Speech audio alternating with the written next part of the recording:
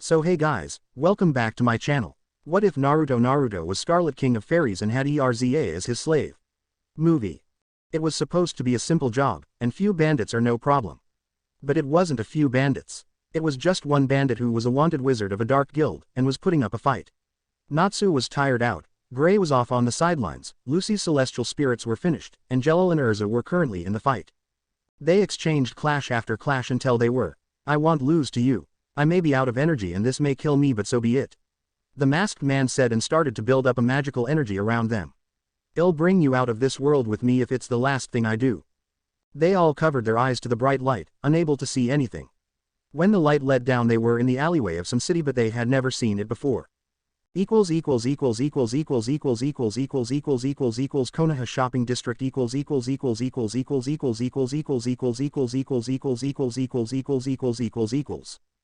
Where are we? Erza started to look around, but she knew she was in an alleyway. The others started to wake up.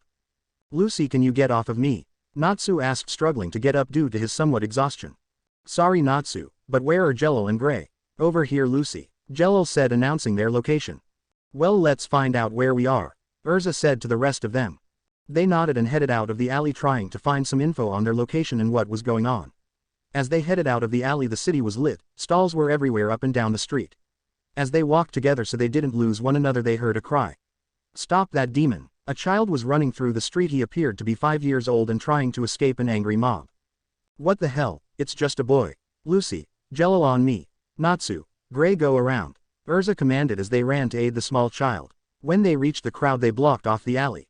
Well, looks like the demon is cornered. Prepare for you to burn in hell, demon. A Chunin said, going through the fire style. Fireball Jutsuhan seals, ready to burn the boy alive. But just as fast as it was blown, Natsu was able to intercept it in time and swallowed the flame. Thanks, now I am fired up, Fire Dragon Fist. Natsu shouted as he punched the Chunin, sending him down the alley. Erza, Gray, Jello, and Lucy jumped in to help Natsu. Natsu, nice job. Now let's go, Jello shouted, going after the mob. As most of the mob scattered, they still fought a few Chunin, taking them out pretty quickly. As they finished the last one, Erza saw the boy they were going to kill behind a dumpster, scared as all hell. As she came closer and saw him, the boy cowered for a little, then stopped as he saw her hold out her hand to him. She picked him up, cradled him, and sang a lullaby to him in attempt to get him to rest. Lullaby, and good night. In the skies stars are bright. May the moon's silvery beams bring you sweet dreams. Close your eyes now and rest, may these hours be blessed. Till the skies bright with dawn, when you wake with a yawn. Lullaby, and good night, you are mother's delight. I'll protect you from harm, and you'll wake in my arms. Sleepyhead, close your eyes, for I am right beside you. Guardian angels are near, so sleep without fear. Lullaby, and good night, with roses beddied. Lilies o'erhead, lay thee down in thy bed. Lullaby, and good night, you are mother's delight. I'll protect you from harm, and you'll wake in my arms. As she finished singing and let him rest in her arm, a squad of Anbu came down and circled them all. One with a dog mask stepped forward. You there, you are to be brought to our Hokage. It's best that you do not resist, he ordered. Anyway, they saw it, they were exhausted and tired, they could not continue on. Jello sighed and put his hands up. We're exhausted and outnumbered, guys, let's just go. Shit was about to get real. Hokage office. Hiruzen Sarutobi, the third Hokage, was looking at something so horrible, a pain to all Hokage, the one enemy they all had in common, paperwork. As he was going to continue the eternal struggle against this enemy, there was a knock at his door. Come in, he called as he saw the Anbu squad along with the 5 strangers. The Anbu with the dog mask stepped up again. Lord Hokage, I have the people who you requested, he said with a voice of authority, showing him as the leader of the Anbu squad. Good. They walked in as a group, in hope to get some answers. I see that you and your friends seem to be lost, and able to get in the village without anyone noticing until now. You also don't seem to be affiliated with any of the ninja villages, so I would like to know something. I may have to say I am in debt to you for saving young Naruto's life here, but that won't excuse anything. Who are you and what are you doing in my village? He seemed relaxed but was in a mindset ready to battle. Erza, while still cradling Naruto, decided to speak for the group. My name is Erza Scarlet. Along with me is my team Natsu, Lucy, Gray, and my husband Jello. As you said earlier, we are not from any of these ninja villages. That's because we aren't even from these lands. Hiruzen was dumbfounded and couldn't believe it. I am sorry, you're not from these lands. Are you saying that you're from some other world? He asked, not sure to believe what he was hearing. If that's what it is, then yes. We were completing a mission to save a small town from a few bandits that kept looting the town. But it was only one. We could have killed him but he used some magic spell and it was just a bright flash we ended up here. While walking around we found this little boy running away from a mob. We were able to save him from being burned alive by a giant fireball that was headed his way. Then these people with masks showed up and took us to you.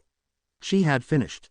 Damn bastards trying to burn a kid alive. Who would do such a thing? Natsu said, getting agitated. Calm yourself, Natsu. Lucy ordered him. Sir, why would someone want to do such bad to someone so innocent as well as call him a demon? Jello questioned, not seeing why someone would want to burn a child alive or think one was a demon. He seemed a bit skeptical but couldn't believe it. Magic, guilds. These people are not from this realm at all. A time and space jet spell must have been used. I can tell you, I wasn't born yesterday. So this joke about other worlds and magic is fooling nobody. However, I am open to believe this is a possibility as there are means to transcend space and time in this world. So if you are who you say you are, then I guess you should have no trouble answering my questions. He said and waved his hand to the door, and Six Anbu left the room, shocking the others who didn't know they were there. He put up a silence seal and gestured them all forward. Everyone take a piece of paper and put it on your chest. He said as they followed his instructions. I will give you all a single chance. If you wrong me you will pay.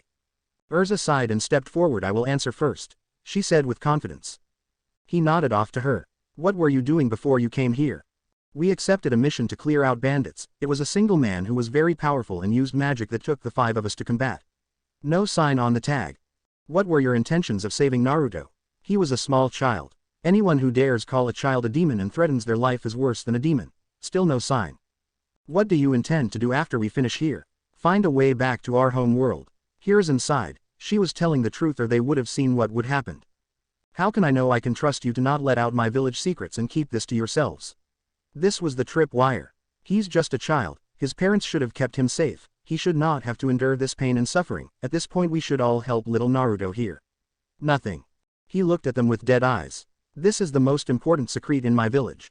It has a law forbidding anyone but myself or the boy from talking about this punishable by death. What's a reason I should divulge any information about this child to you? Erza sighed and looked deep in her heart for her honest-to-God answer. As she closed her eyes and took a deep breath in, all of a sudden she had a flash of her holding Naruto happily in her arms, smiling. I don't have one, but I can't leave him here. With all due respect, sir, I can't leave this boy here fearing that he might be attacked again, maybe even worse. She shouted out of desperation. She knew something had to be done. What do you know about the current realm you are in, and if you leave, what will you do with this information? He asked, sending out waves of killer intent. He wanted to trust them. He wanted to get Naruto to safety. He desperately wanted them to tell the truth. He did as much as he could because of the civilian council. It killed him inside. Just please tell me the truth. All he wanted was Naruto somewhere safe.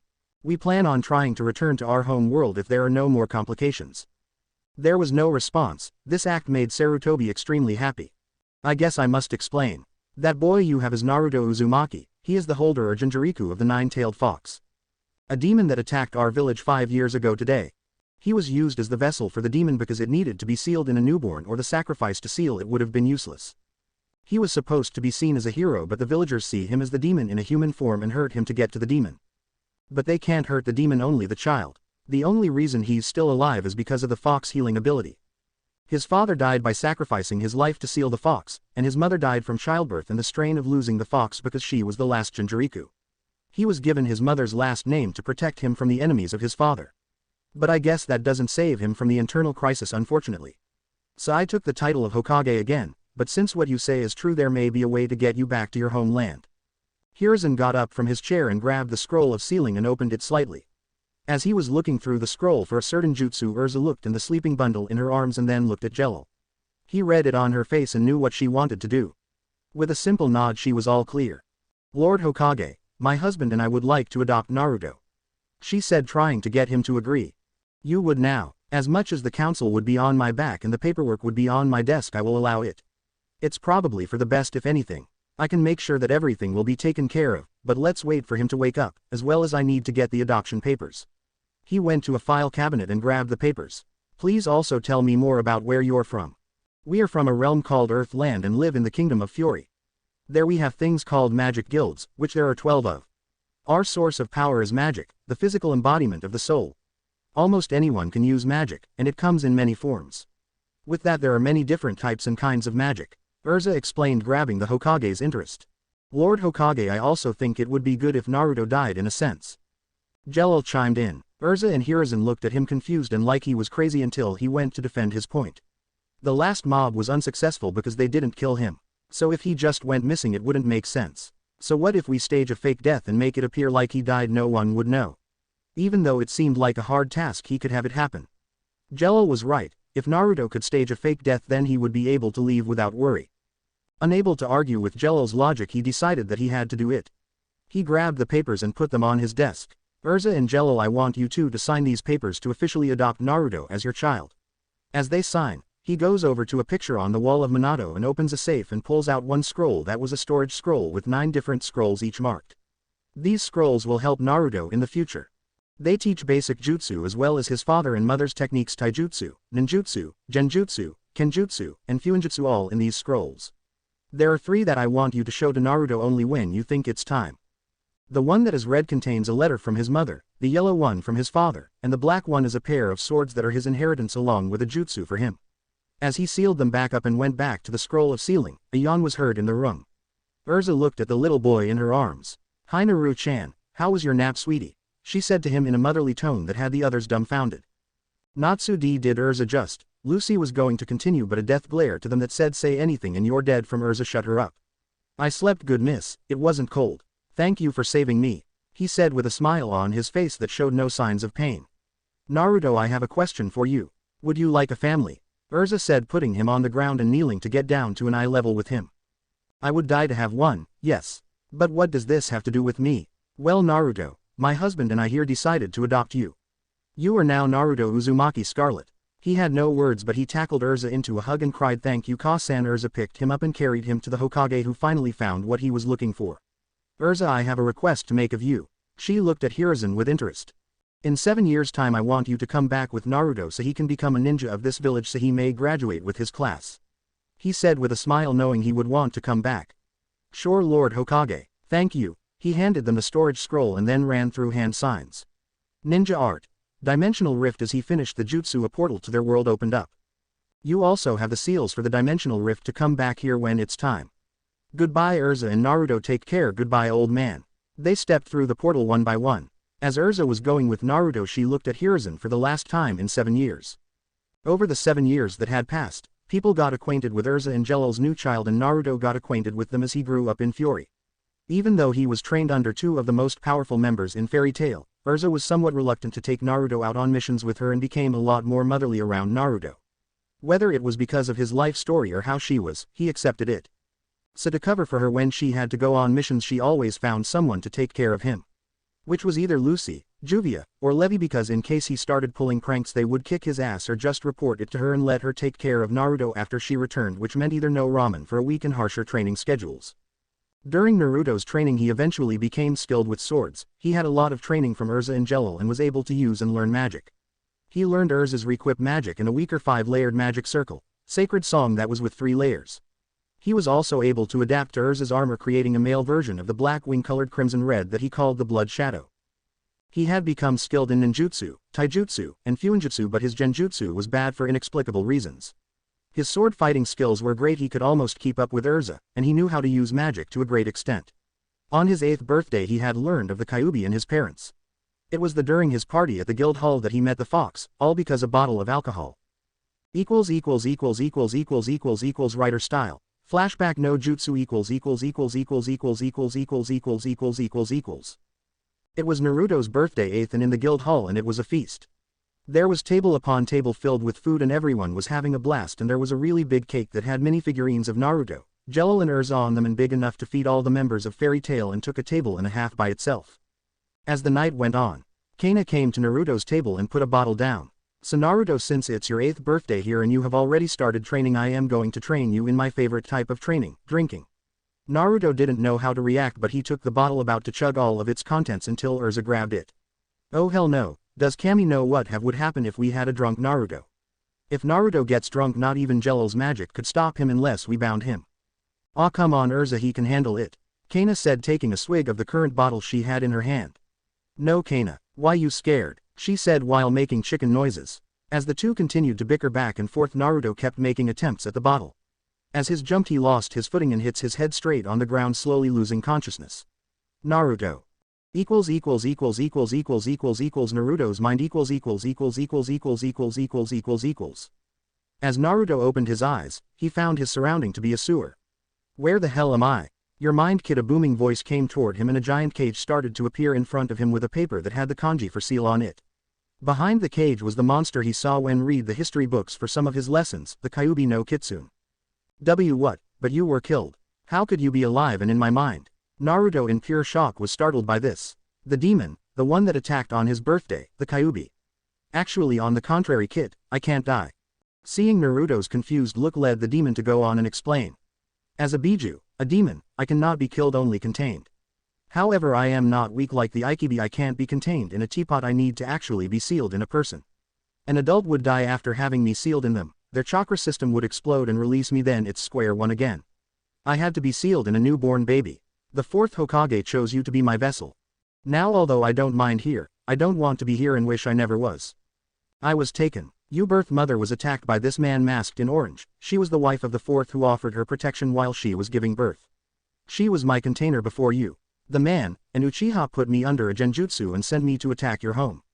But thankfully and unfortunately the fourth Hokage prevented that by sealing me in you, but at the cost of his life and your mother's, while trying to protect you.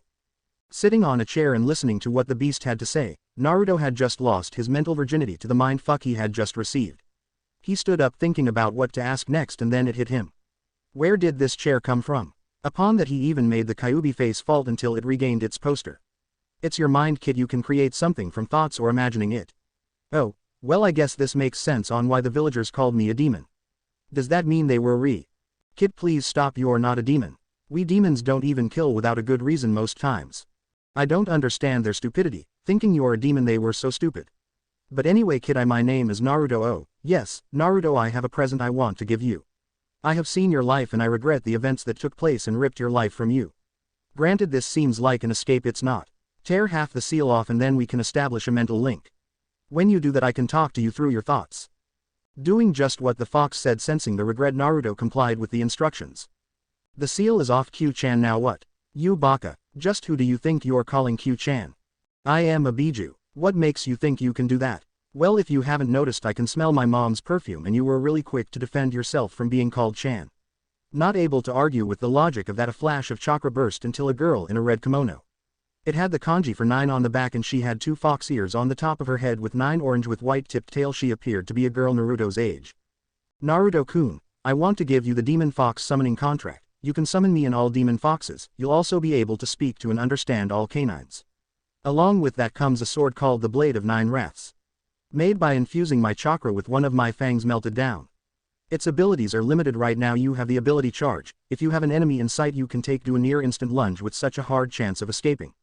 Your next unlock is from training. It's called Pierce. It fires a beam of energy towards your target and capable of piercing through them. This takes some energy to do. Level 3 comes from the desire to protect someone close to you in a life or death situation for them. It's called Full Counter. It allows you to block any non-physical attack and send it back with double the power. Now the final stage is Enchantment. Hellblaze, the hardest to unlock only through serious anger, horror, and rage. It's deadly and powerful. Enchanting the sword with a dark purple fire, it stops any regeneration or immortality abilities and leaves a permanent scar should the enemy make it out alive and 10 wounds. If mastered, it can be controlled to great extent, but it takes a lot of energy and can only last 10 minutes on average. I do not own the 7 deadly sins. Closing parenthesis. Nodding, Naruto carefully listened to everything she had to say. But what came next was shocking. Naruto-kun, I am sorry about everything that has happened to you. I've done the most I could by healing you, so I want to be able to make it up to you, Naruto-kun. She smiled and the world around him started to dissolve. Wait, what's your name? He shouted in attempt to find out more from the demoness. She smiled and looked at him. Hikari, she said, smiling. Arigato. Naruto-kun, she said as he went back to consciousness. Fairy Tale Guildhall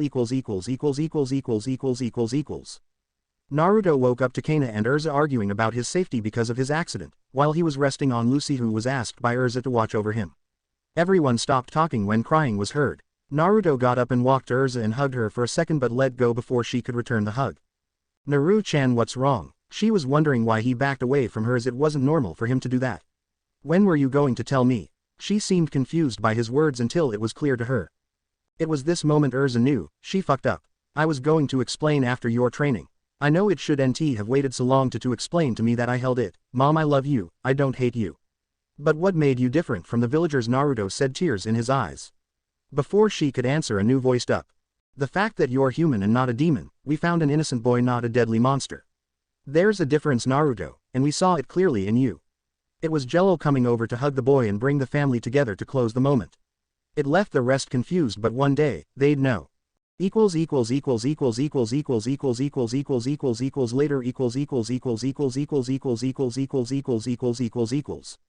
Naruto was sitting with a plate of food. Some of the fairy tale members went home, or like Mako took the ones who were drunk home, also taking Romeo and Wendy home. It was getting late, so it was dying down. Naruto was currently chatting with Hikari through mental link. Do you think I could get you out of the seal? If I summon you as the boss using a shadow clone and make it with your chakra and soul seal, would it work? Try it, Naruto-kun. I think that should work, and if it doesn't, we can try again. Following the orders given to him, Naruto went through with the summoning and shadow clone in one go, making a lot of smoke and getting other members ready for a fight. But out of the smoke came Hikari, and she hugged Naruto, thanking him for everything. Excuse me, but you have explaining to do. It was a very pissed Erza, and explanations were in order. Fanfiction style. Return to the plot.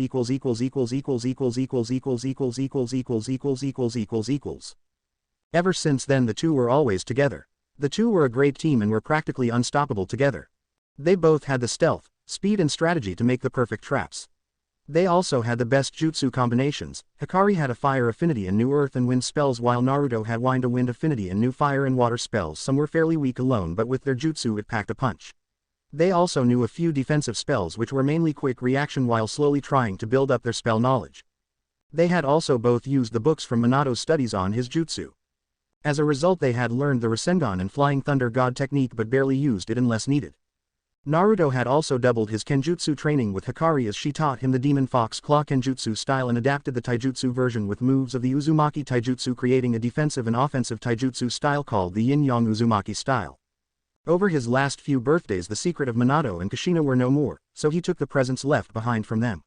From his mother came 2 swords which were both sealed in tattoos on his arms, while his dad left the secrets to his notes of the Flying Thunder God and Rasengan to him, along with the studies of adding chakra affinity to it. As the days went on, eventually Naruto developed a crush on Hikari, and the same could be said for her. Not too long after, it was quite clear it could be seen as official. The two were currently at the Fairy Tail Guild looking over missions, thinking about grabbing Lucy and scoring some more money after their weekly allowance had been spent on ramen. After they found a job, they took a look around for Erza but couldn't find her until she walked in with Jello. They were about to bring the job up, but Jello cut them off. Naruto, Hikari, Master Makarov wants to see us. He didn't say what for. Although confused, they went with them to Master Makarov's office to find the reason they are needed at this time. Master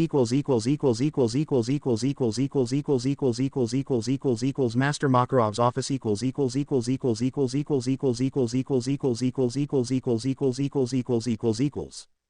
When they entered, Makarov looked serious and didn't seem to be relaxed. Master Makarov, what do you need us for? Erza asked, questioning on why they were summoned without knowing why. This was a very rare event that usually never took place. Master Makarov sighed, knowing what was going to happen. Erza, do you remember when you first came back with Naruto from the other world and introduced us? Erza lost her confusion and started to line the pieces, but hoped it was not going in the direction she feared. Yes, I do remember. Why does that matter? She said. Makarov looked at Naruto and smiled at him. Erza, he's grown up so much. But it's been 7 years, and like you said to me on day 1, this is the time he is supposed to go back to his village and become a ninja. Naruto and Hikari's eyes widened. They both knew about this but didn't think it would come so soon. Erza told them that they would come back to the village another time. That time is now. Makarov looked at Naruto, thinking of everything that has gone on with him in Fairy Tail. Naruto, you have become strong over the years and your training is complete. It's now time for you to continue on the next chapter in life. We all have taught you a lot, now you must put your training to good use. Makarov then changed his attention to Hikari, who was confused about the whole situation, but then Makarov snapped her out of confusion by calling her name. Hikari, you came to us on Naruto's birthday, and that was a gift to all of us. You have progressed with Naruto and you have grown up with him. I request that you go back with him and become a ninja as well. Naruto and Hikari were both smiling and almost crying, because they knew this was their last time in Fairy Tail for a while. You all have to depart in 1 hour, make sure you are ready. With that he dismissed them all as they went to pack. Naruto sent a clone to go grab storage scrolls with their stuff, so the rest of them could talk. Guild hall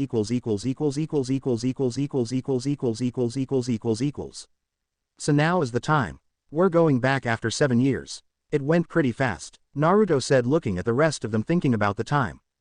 Well, time flies, you know. Naruto, we will be in the village with you as well as Natsu, Lucy, Gray, and your father.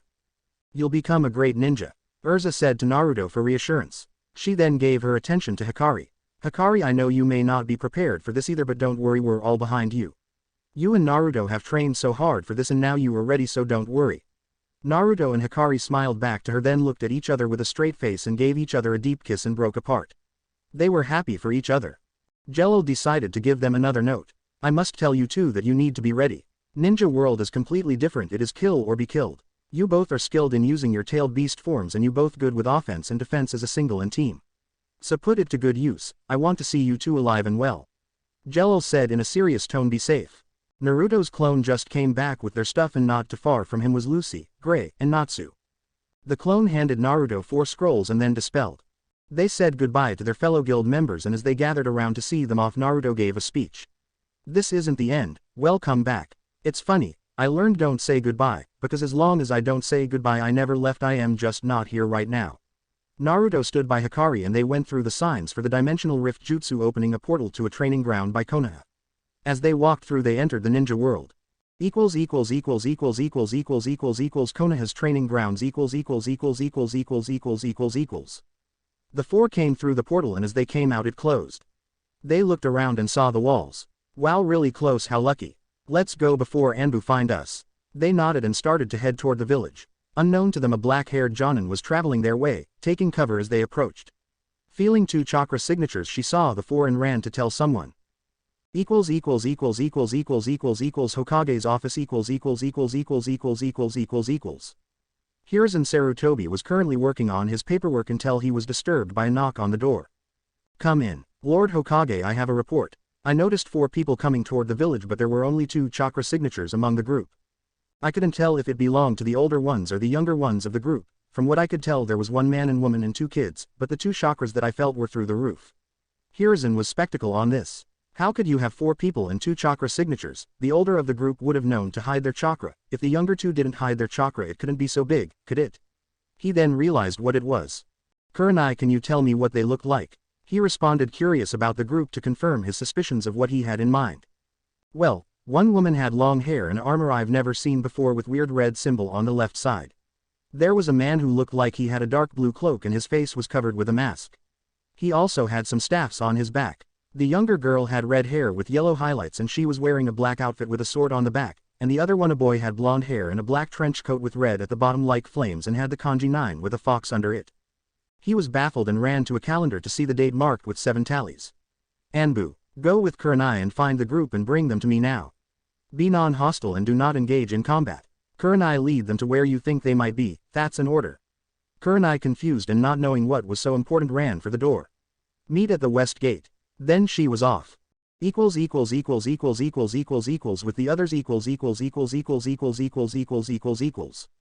Not too far, I can see the gate. As they got en route with the gate they were stopped by a kunai passing their track, making them come to a stop and look at their surroundings to find the Anbu and Kurenai come out. Kurenai stepped forward. You are on Konoha territory. Stop here and come peacefully with me to the Hokage. They stopped for a second before Jello got curious. Who's the current Hokage? The 3rd Hokage, Hiruzen Sarutobi. They all sighed. We were on our way there. One of them sighed. Let's just go there, Naruto, he's expecting us. They decided to follow the Anbu squad to the tower to get to the Hokage faster, wanting to get done with this as soon as possible. Rushing back to the Hokage tower, the Anbu look at each other, thinking how the one in the blue called the kid Naruto. Could he actually be back?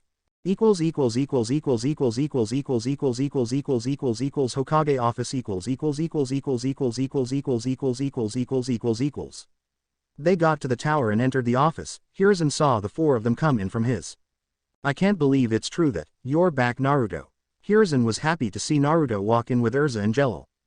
But then what clocked in his mind was the 4th person that he had never met before. So before I start talking about becoming a genin, could you tell me who your new friend is?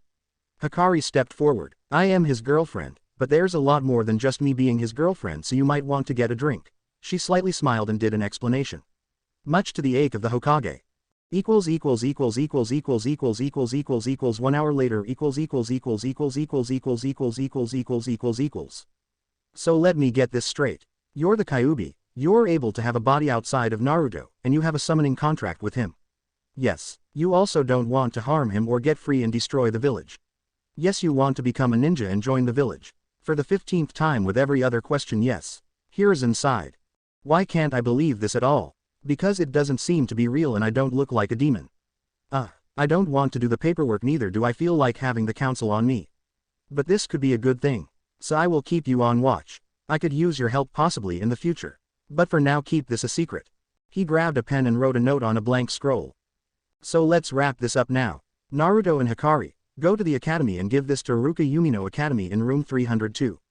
There you can take the genin exams. Erza and Jello, I would like to instate you two as Jonin of the village. Currently you'll work D-rank missions with genin squads and I will mostly keep you inside the village if need be.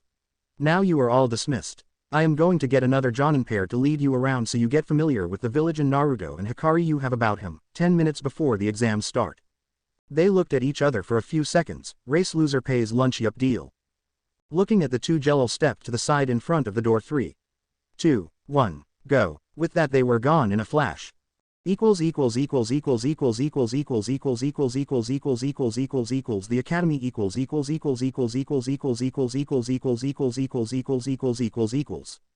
In the academy the class was normal, and by normal we mean fucking annoying.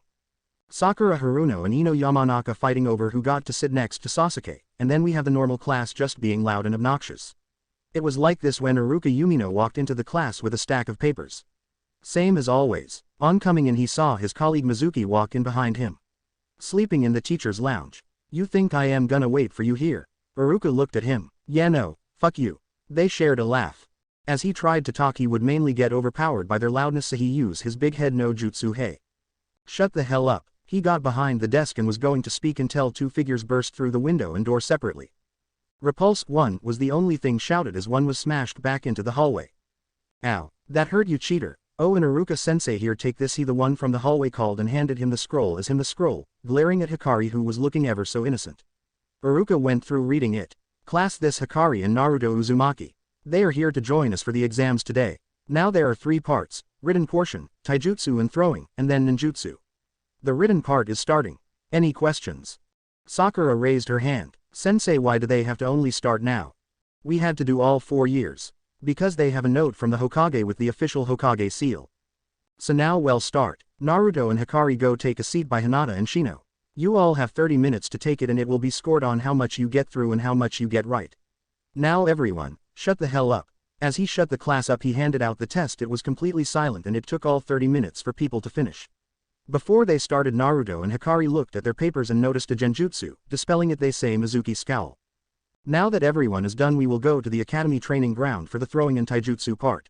You will all receive 5 kunai and 5 shuriken and you have to land as much as you can.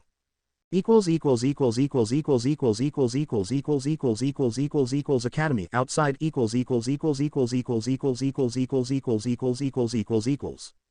As one by one they went and threw their shuriken. Most people threw landed pretty low scores, most of the girls failing all of them due to lack of training and trying to impress Sasuke, who scored a 7 out of 10. Naruto and Hikari were relaxing on the sidelines talking to Hinata and Shino, who were in their eyes some really cool people. Along with Shikamaru Nara and Shoji Akamichi, the heir to the Nara and Akamichi clan. They came after they were called. They all were relaxed until Naruto got called up after Sasuke. He picked up the kunai and got ready. You can start, Naruto. On that mark Naruto threw 4 kunai and landed in random spots on the chest of the dummy. Then he threw 5 shuriken dead center. To other students he just threw 4 in spots that didn't have any markings at all, making the class laugh at him. Sasuke threw the first stone. Way to hit nothing, loser. You're supposed to hit the target, not miss it. I am surprised how you landed the shuriken. With his fangirls behind him applauding his coolness, it was all fun and games until Iruka was shocked. Naruto H, how did you do that? That just broke record of this portion by 15 points, which was previously held by Itachi Uchiha with 7. The class was in awe and Sasuke was furious at this because someone beat Itachi and it wasn't him. Sensei, I still have 1 more kunai. Naruto said, lifting it up for Iruka to see, and he nodded, throwing straight through the dummy's neck. It seemed he missed. He smirked and snapped his fingers, then it blew into pieces, leaving everyone shocked. Sensei, he cheated, there's no way he could have done that and not Sasuke. Sakura screamed with the whole SFC, Sasuke fan club, who were all in protest. Sakura, there are spots on the body that we don't mark, those are vitals in the body. To take a kunai or shuriken there you would definitely die. That's why we don't mark them, because they are bonus spots that can increase a person's score. Mainly that was marked for people who planned on being an Anbu or medic nin. They were all protesting until it was silent. Sakura was met with a throwing knife implanted in a tree that was right behind her. She was frozen and didn't move. Do you know how to talk without bursting my eardrums? If you didn't know, this is a ninja academy. Being loud like this will get you and your Sasuke killed on any mission. He threw another knife and re-equipped the first one he had thrown into his hand. He was about to throw it again, but then his arm was stopped by Hikari, who looked at him and her eyes were red and pupils slit like a fox. Stop. Besides, you're letting it leak, and that's the last thing we need. It leaks to both of us so well, both face transformation.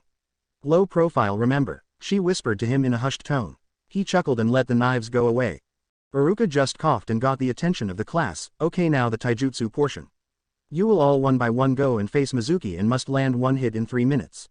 As they went on, most students did decent by finishing within a range of 2 minutes 30 seconds to 3 minutes. Sasuke finished in 1 minute 30 seconds, Hikari with 1 minute 10 seconds and Naruto with 1 minute. After the break, Iruka announced lunch time for the class and that they had 1 hour before they had to return to class. So guys, want to go get some ramen? Hikari asked the group. Hinata and Shino gave a nod and Shikamaru sighed while calling it troublesome. Hikari, you'll really make me pay for all of that. You lost the bet, Naruto, so own up. She said and kissed Naruto on the lips. 3 bowls max. As their group was walking away, there was a call towards one of them. Hey loser, you think if you're so good come and fight me? No doubt about it. Sasuke stood at the sparring ring waiting to fight Naruto. Uchiha, I have no time for you. If you don't see, my girlfriend, our friends, and I are going out for lunch. Now if you would please leave us alone. Also, I can't fight you, Uchiha, I have to pay for some ramen, so I wouldn't be able to get you that kind of ass whoop you're asking for. Naruto said as some gathered around from the streets and academy teachers to see a fight go on. I said fight me. Naruto turned around with a glare in his eyes after noticing a kunai landed behind him. You want it that way, so be it. Just know, I gave you an out. He walked into the ring ready for a fight. First one of the ring loses. No conceding. As it got silent for a minute, Sasuke ran at Naruto, rushing him directly. Throwing a low kick followed by a punch to the stomach. Seeing the attack, Naruto jumped over the kick, planting his feet on Sasuke's chest and using him to push off. Naruto walked towards the other side of the ring. As he turned around, he heard chuckling. I am only getting warmed up. Going for another rush, Sasuke threw every strike and punch he could. Going for a high kick followed by kickflip, went for an attack towards Naruto's face to be stopped by Naruto grabbing his other leg and throwing him out of the ring. Weak. Now leave us alone so I can go get some ramen. He was walking away. He heard Sasuke behind him. Get back here. No. This made Sasuke furious. He got up and ran through hand signs. Fire style. Fireball jutsu. As the fireball was gaining speed, Naruto did a quick spin and slammed his hands on the ground, creating a gold magic circle. Great Barrier 2. A glowing barrier rose up over Naruto, taking the attack, leaving everyone in awe except for Hikari, who knew about this power. When the wall went down, Iruka came out to see the commotion. What the hell is going on? Well, Iruka-sensei, if you must know, the Uchiha made me fight him. I won and then he launched fireball at me. Naruto said out of irritation because of the Uchiha. Sensei, he's lying. He just attacked Sasuke-kun because he was practicing for the next part. Sakura screamed back at Iruka, who ignored her because he could tell she was lying, knowing that it was only a jutsu portion.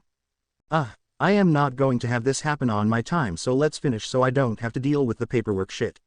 The class started groaning in irritation for having pack up their lunch and finish the exams instead of eating. Inside academy If anyone knows any jutsu or has a bloodline unlocked already, please come forward. On that cue, Sasuke, Hinata, Shikamaru, Ino, Naruto, and Hikari come forward. One by one they did their jutsu. Ino used her mind transfer on Iruka, making him dance like a monkey. Shikamaru used shadow possession and controlled his movements. Hinata showed off her Byakugan and asked him about the ICHA copy planted in his desk, to his response being confusion and shock. Sasuke did a small fireball. Hikari ran through hand signs and called something no one had ever heard. Fire style. Dance of the fox. Slamming her hands on the ground, sparks started forming. The formed a fox that swerved around the room and jumped, attacking a desk, blowing up but doing no damage to anything around it. Naruto did the most confusing thing and walked in the room. Literally, a shadow clone had brought ramen for him and Hikari. That's it. Just a shadow clone. Since the Uchiha had me fight him, I sent a shadow clone to get my lunch as we started. he explained, leaving a sweat drop around the room. Okay, now everyone will call you one by one to come to the next room and you'll be examined. You need to do a substitution, a henge, and clone. When you pass, just grab a headband on the way out, but come back for the awards. Names were called and people came in and came out. One by one they got their headbands, but then some also failed. Much to the joy of the SFC, Sasuke got a genin rank, but they also were angry when Naruto came out with one as well. Hinata, Shino, Shikamaru, Choji, and Hikari also got ranked as well. So did Kiba, Ino, and Sakura. As the last came out, Iruka and Mizuki came into the main room. Congratulations on passing, everyone. There are 2 awards that usually come out now. It's Rookie of the Year, which goes to Naruto Uzumaki, and runner-up is Sasuke Uchiha, and Kunoichi of the Year is Hikari, and runner-up is Hinata Hyuga. Come back tomorrow for team placements. Sasuke and his fangirls were extremely angry. Sasuke because he lost to Naruto, and the fangirls because they thought Naruto had cheated. After they had been dismissed, Naruto and Hikari were leaving and came across Jelal and Erza. Congrats guys, I knew you could do it. Jelal said, smiling. Well Jelal, he's my son, so what do you expect? Naruto and Hikari, both smiling, took the praise. So hotel. Hikari looked up questioning. No, Hiruzen gave us a scroll with directions to the Namikaze estate. Naruto, it rightfully belongs to you since you're the only one left. Your mother and I already set up inside. We mainly just got groceries and so on with the money the Hokage gave us since we can't pay using jewel. Naruto's face was brightly lit, knowing that he would finally get to see a piece of something that his parents left behind for him.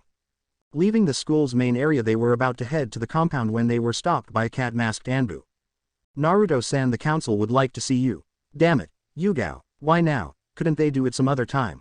Stumbled a little on how Naruto was able to tell it was her, she shook from her thoughts and kept face. I don't make meetings, I just grab the people called for. Sorry, Naruto, sighing and looking towards the tower. Naruto let loose. Well, looks like we have errands to run first, so let's go. Underscore, you need to listen, this underscore takes underscore. Yes underscore, you have my attention. It's called underscore underscore and it's a underscore underscore. How does it work? Chaos was a complete understatement. Anarchy was a better word. The civilian and ninja councils were currently in the middle of a heated argument. The civilian side consisted of wealthy civilians who ran some bigger businesses in the city. The ninja side consisted of all of the clan heads of the village. Inochi Yamanaka, Choza Akamichi, Shikaku Nara, Su Minazuka, Hiyashi Hyuga, and Shibi Aburame. While a majority were fighting, Shikaku was sleeping, this however until the Hokage walked in and took a seat. Standing next to him were Kotoru and Homura along with Danzo. He should be allowed to pass. He didn't even spend 1 year in the academy, only 1 day. Screeched a civilian on the council that coincidentally had Search pink hair. Contrary to popular belief, Sakura's mom is blonde in Search canon. Maybe that's because he's had private training, he's the best out there. Both sides were in a riot until the Hokage spoke up. Quiet, shutting up the whole council room. They looked at the reason they were there. Standing in the middle of the chambers was Naruto Uzumaki, with him was Erza, Jelal, and Hikari. Naruto Uzumaki, you are being charged with assault on the Uchiha clan heir. How do you plead? Shouted another civilian. Innocent, he attacked after losing a fight to me. Also I think that the old man had summoned me for something else. He responded with a smirk, knowing that the civilian couldn't get to him. He was pretty confident until Erza smacked him on the back of the head. Have respect when you talk about the Hokage, young man, or you're grounded. Ehem. Clearing his throat, he got the attention of the room. Naruto, Hikari, since you two have abilities that only your parents are able to teach, we will have you two placed with 2 team leaders. One will be a Jonin and the other Jelal or Erza. Also work on keeping those powers under Search control as well. Hiruzen said, knowing that Naruto could tell wasn't just talking about magic but also the Kyuubi powers. Sure can do. Now what's the real reason you've called us? I can figure out that we were going to have one of them on our team. They're the only ones who can teach us magic. Naruto said casually until he realized that he would regret this decision. Magic, can you show us what you mean by that? Homura asked, knowing they could use this to aid the village, although going to have the Uchiha learn it. Yeah, I can show you. Well, aren't you going to show us, boy? Shouted a civilian councilman. No, I can show you but never said I will show you. Naruto smirked as he could see the civilian council was getting quite riled up from his mocking. You better show us or well have you put in jail, you demo. The civilian would have continued but was stopped with in a way that shook some of the ninja council. At first you think it would be the Hokage or maybe Naruto, but it was actually Erza, who was giving off a dark aura that had Sarutobi behind his seat as well. Finish that sentence and it'll make you regret your choice. I know about Hokage-sama's law, which is still in full effect.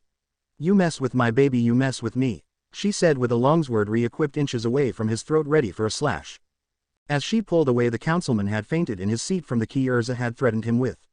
Now they were able to continue with the meeting. Onyo Erza-san, Shibi Aburame spoke up. I never remember seeing you enter the room with any weapon. Where did that sword come from? He pondered, playing with the question on everyone's mind save for the few who knew the answer.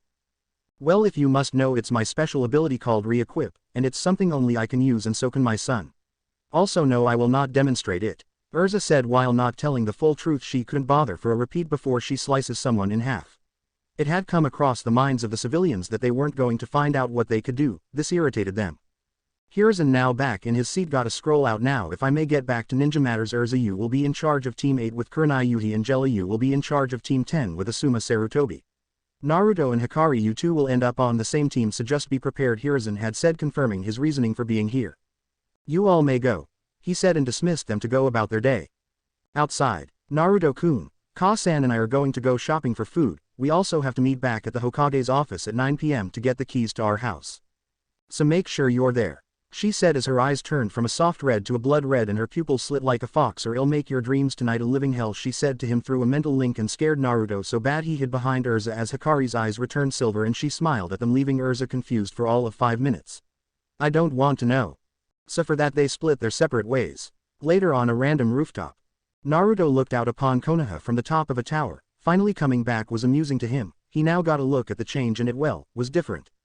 While looking about the city, he saw a figure hop from rooftop to rooftop with a large scroll and knew that meant trouble.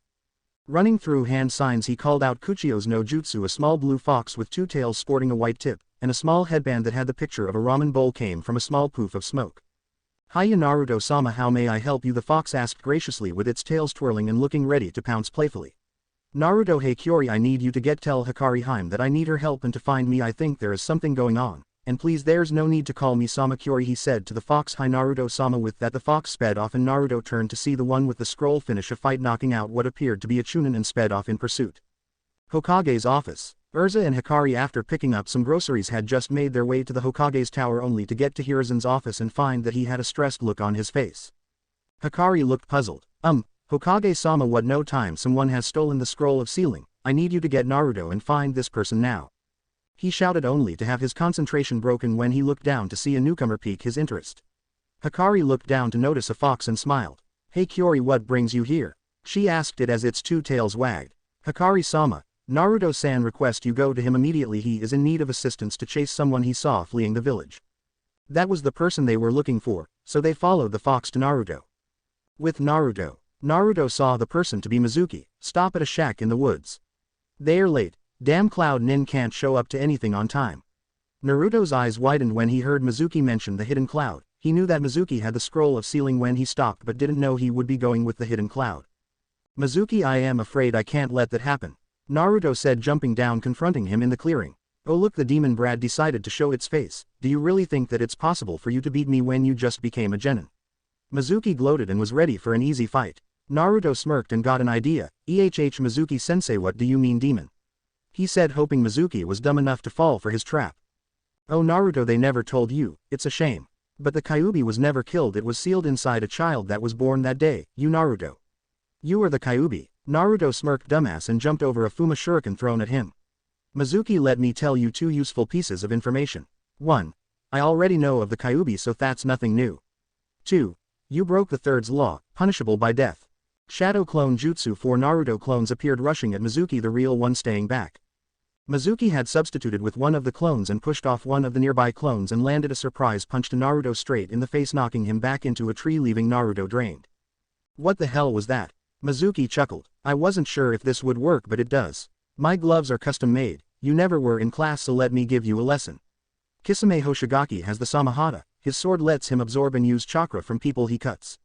My gloves absorb chakra and redirect it at my target, Mizuki said, monologuing as Naruto smirked. What's so funny about your death, you demon? Mizuki shouted as he picked Naruto up. Well, you're about to be blown away by the reason. Naruto laughed as he popped into smoke, leaving a log with a tag. A shadow clone. Mizuki noticed the log, but it was too late, son of a. A paper bomb attached blew Mizuki away and he was kicked back by Naruto into the ground. Gloves my ass, I am going to beat your ass, Mizuki, take you to Anbuti and then let them do whatever they want, he said, kicking Mizuki in the balls.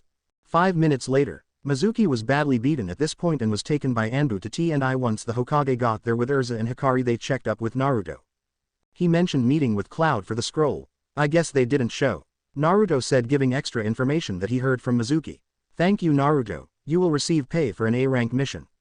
Erza sighed and lit his pipe with a small fire jutsu. Also, your home is by the woods at the top of the Hokage monument. You might want to take a look there, and in order to get there you'll need this. He handed him a tri-pronged kunai and smiled, but then regained a serious face. Just be ready for anything. It might hurt a bit to be there, Naruto. Erza said as he did a basic shunshin and disappeared. Well, Naru-chan, let's go check out the house. Erza said as she walked up to Naruto, giving him a hug. Maybe I might just make my special ramen for you completing your first A-rank mission as a genin.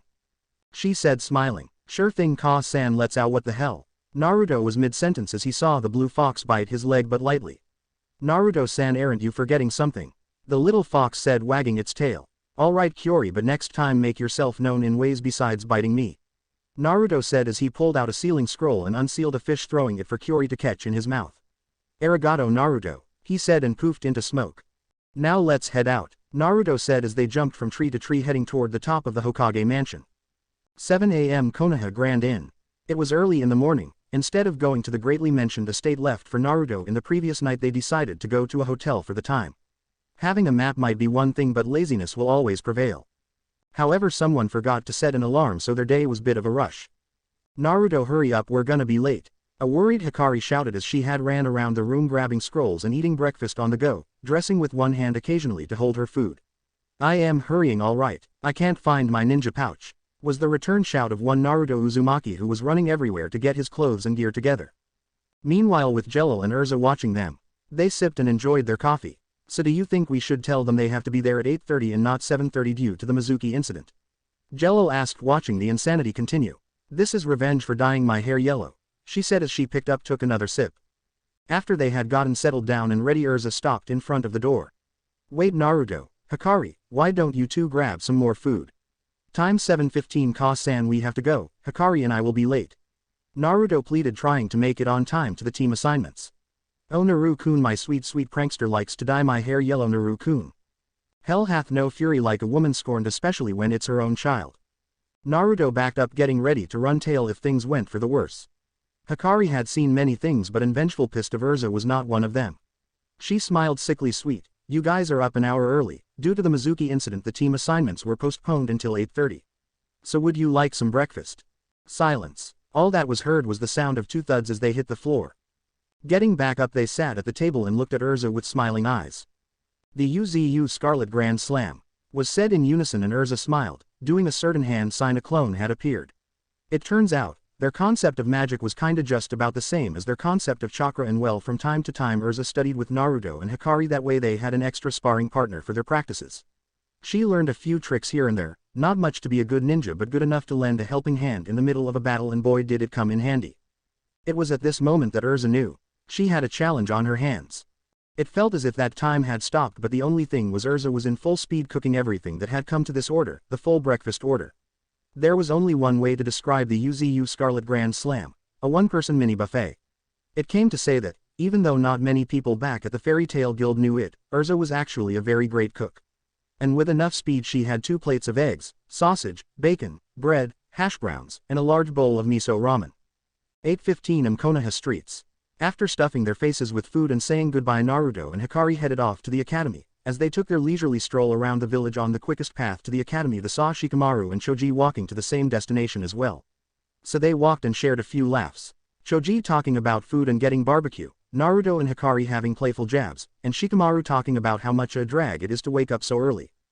Konoha Ninja Academy. There was the normal academy routine, Sasuke brooding in his seat, Naruto and Hikari chilling with Shino, Hinata, Shikamaru, and Choji. Kiba was playing with Akamaru, and Sakura and Ino were fighting over who got to sat next to Sasuke. However, most of the unpleasantries stopped when Iruka-sensei had walked into the room. Letting out a sigh, he continued with his normal routine.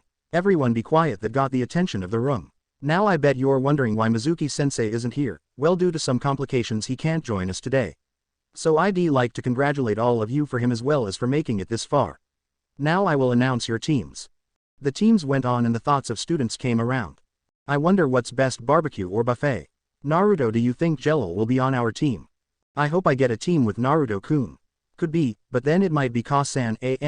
They share a mental bond, but it's not always active. Remember, she's still technically sealed in Naruto. Closing parenthesis. This is such a drag. Man, I'd rather play fetch with Akamaru. My sensei better be strong, I need it to kill him. I hope I get on Sasuke-kun's team Cha. I won't lose Sasuke-kun to you. Billboard brows. Now Team 7 is Sasuke Uchiha, Kiba Inuzuka, and Sakura Haruno. Your sensei is Kakashi Hatake. If you listened you could hear shouts of yes and no in the room. Eat that Ino pig, Sakura shouted as she jumped in joy with Ino crying on the desk in shame. Team 8 Naruto Uzumaki, Shino Aburame, Hikari Uzumaki, and Hinata Hyuga. Your senseis are Kurenai Yuhi and Erza Scarlet. At the mention of having two senseis it piqued the interest of everyone in the room and people started shouting. Iruka sensei, why doesn't Sasuke-kun have two senseis? He deserves it more. Why do they get two? The class was getting loud mainly because the SFC thought it was unfair, and some people got jealous. Well, if you must know, Naruto and Hikari have abilities that can't be taught by anyone but by Erza Scarlet as special instructions from the Lord Hokage himself. So if you have a problem please go make demands to the leader of the village. With that the class had shut up. That's what I thought anyway. Team 9 is still in rotation from last year.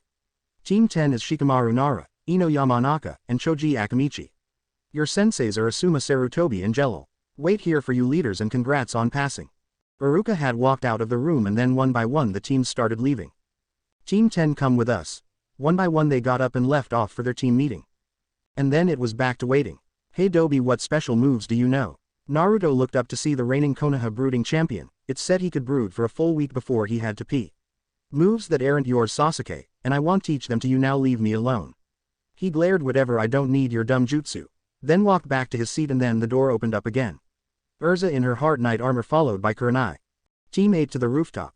They said and went up together. The current members got up and walked upstairs to find their senseis sitting on the roof sharing some tea.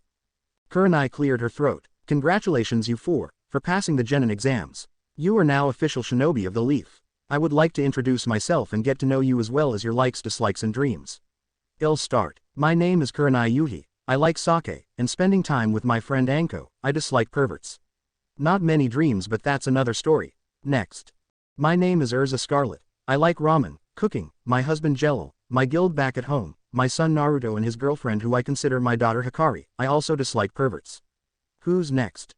Anyo IW will go next. My name is Hinata Hyuga. I'll like cinnamon rolls and reading, and I dislike people who look down on others. My dream is to become a good clan leader and abolish my clan's branch system. Kurenai and Erza listened along for maybe something that can help them with training them, and they thought the same thing. I gotta fix that stutter. I'll go next. Then Naruto started. I am Naruto Uzumaki. I like my family, training, Hikari, and playing music. I dislike perverts, arrogant people, and people who treat others like trash for things they can't search control. My dream is to become the Hokage. That's my Naru-kun. I am proud of you. Alright then Hikari, you're up. She smiled gladly. I am Hikari Uzumaki. I like fish Haha, she's a fox. I love Naruto, training, ramen, and having fun. My dislikes are rude and arrogant people, and I also hate perverts. I don't really have any dreams to think of. My name is Shino Aburame and I enjoy learning about my bugs, and learning more about new species of bugs. I also like winter melon and relaxing. I dislike people who are rude to bugs and simply kill them just because they exist. My dream is discover a new species of bugs and hopefully be able to add them to my collection to use on missions. As he finished, Kurenai took a minute to make a quick mental profile on all of her students, thinking about how she could make this next part really challenging for them. Well, that took long enough, but tomorrow meet at Training Ground 8 at 8 AM for your real exam. Kurenai had announced, waiting for the ever-fated question. But Kurenai-sensei, didn't we already pass the test? She looked at Hinata, the shy yet slightly confident girl didn't know. She cleared her throat and smiled. The academy exam is just a prelim test to see who will actually be worthy of becoming genin. The real test is to see who would make it in the ninja world. They looked up, realizing the challenge, knowing that they needed to pass. We won't send a child out to a search battlefield, that's just inhumane. You all knew what you were getting into when you joined, now we're testing you with full judgment. Erza spoke with full command in her voice, and approached stern but truthful. That's all we have for now, but tomorrow get ready. Your real training starts. Meanwhile with Team 7 time 10:30. Where the hell is he? The door opened and a person popped through. Team 7. 8 AM Training Ground 8. At Training Ground 8 was the current genin of Squad 8 waiting for their senseis. Naruto and Hikari were sparring using Hinata as their referee while Shino looked to be meditating. Making their moves one by one, already hyped, they ran at each other, but before they could continue Erza and Kurenai had showed up. Naruto sighed and looked over, walking towards them for a debrief. Today you guys start your real test. Erza and I will be protecting a red flags in the woods. You have until 10 AM to retrieve it, otherwise you all fail. Now any questions? Kurenai concluded. Hinata raised her hand. Kurenai-sensei, can you really send us back to the academy? She sighed. Hinata, the genin exam was to weed those out who couldn't make it as genin. This is to show if you really need more training at the academy. Naruto looked at Erza and smiled until he noticed something on her Heart Crew's armor. The Fairy Tail Guild symbol was on the wrong side. Anyo, Ka-san, I have a question. How will we know when time is up? Erza looked down and sighed. Naruto, please call me Erza-sensei, and also we have a clock to time from start. He smirked and realized they never revealed a clock. That's nice, and one last thing. He re-equipped a sword to his side and took a stance.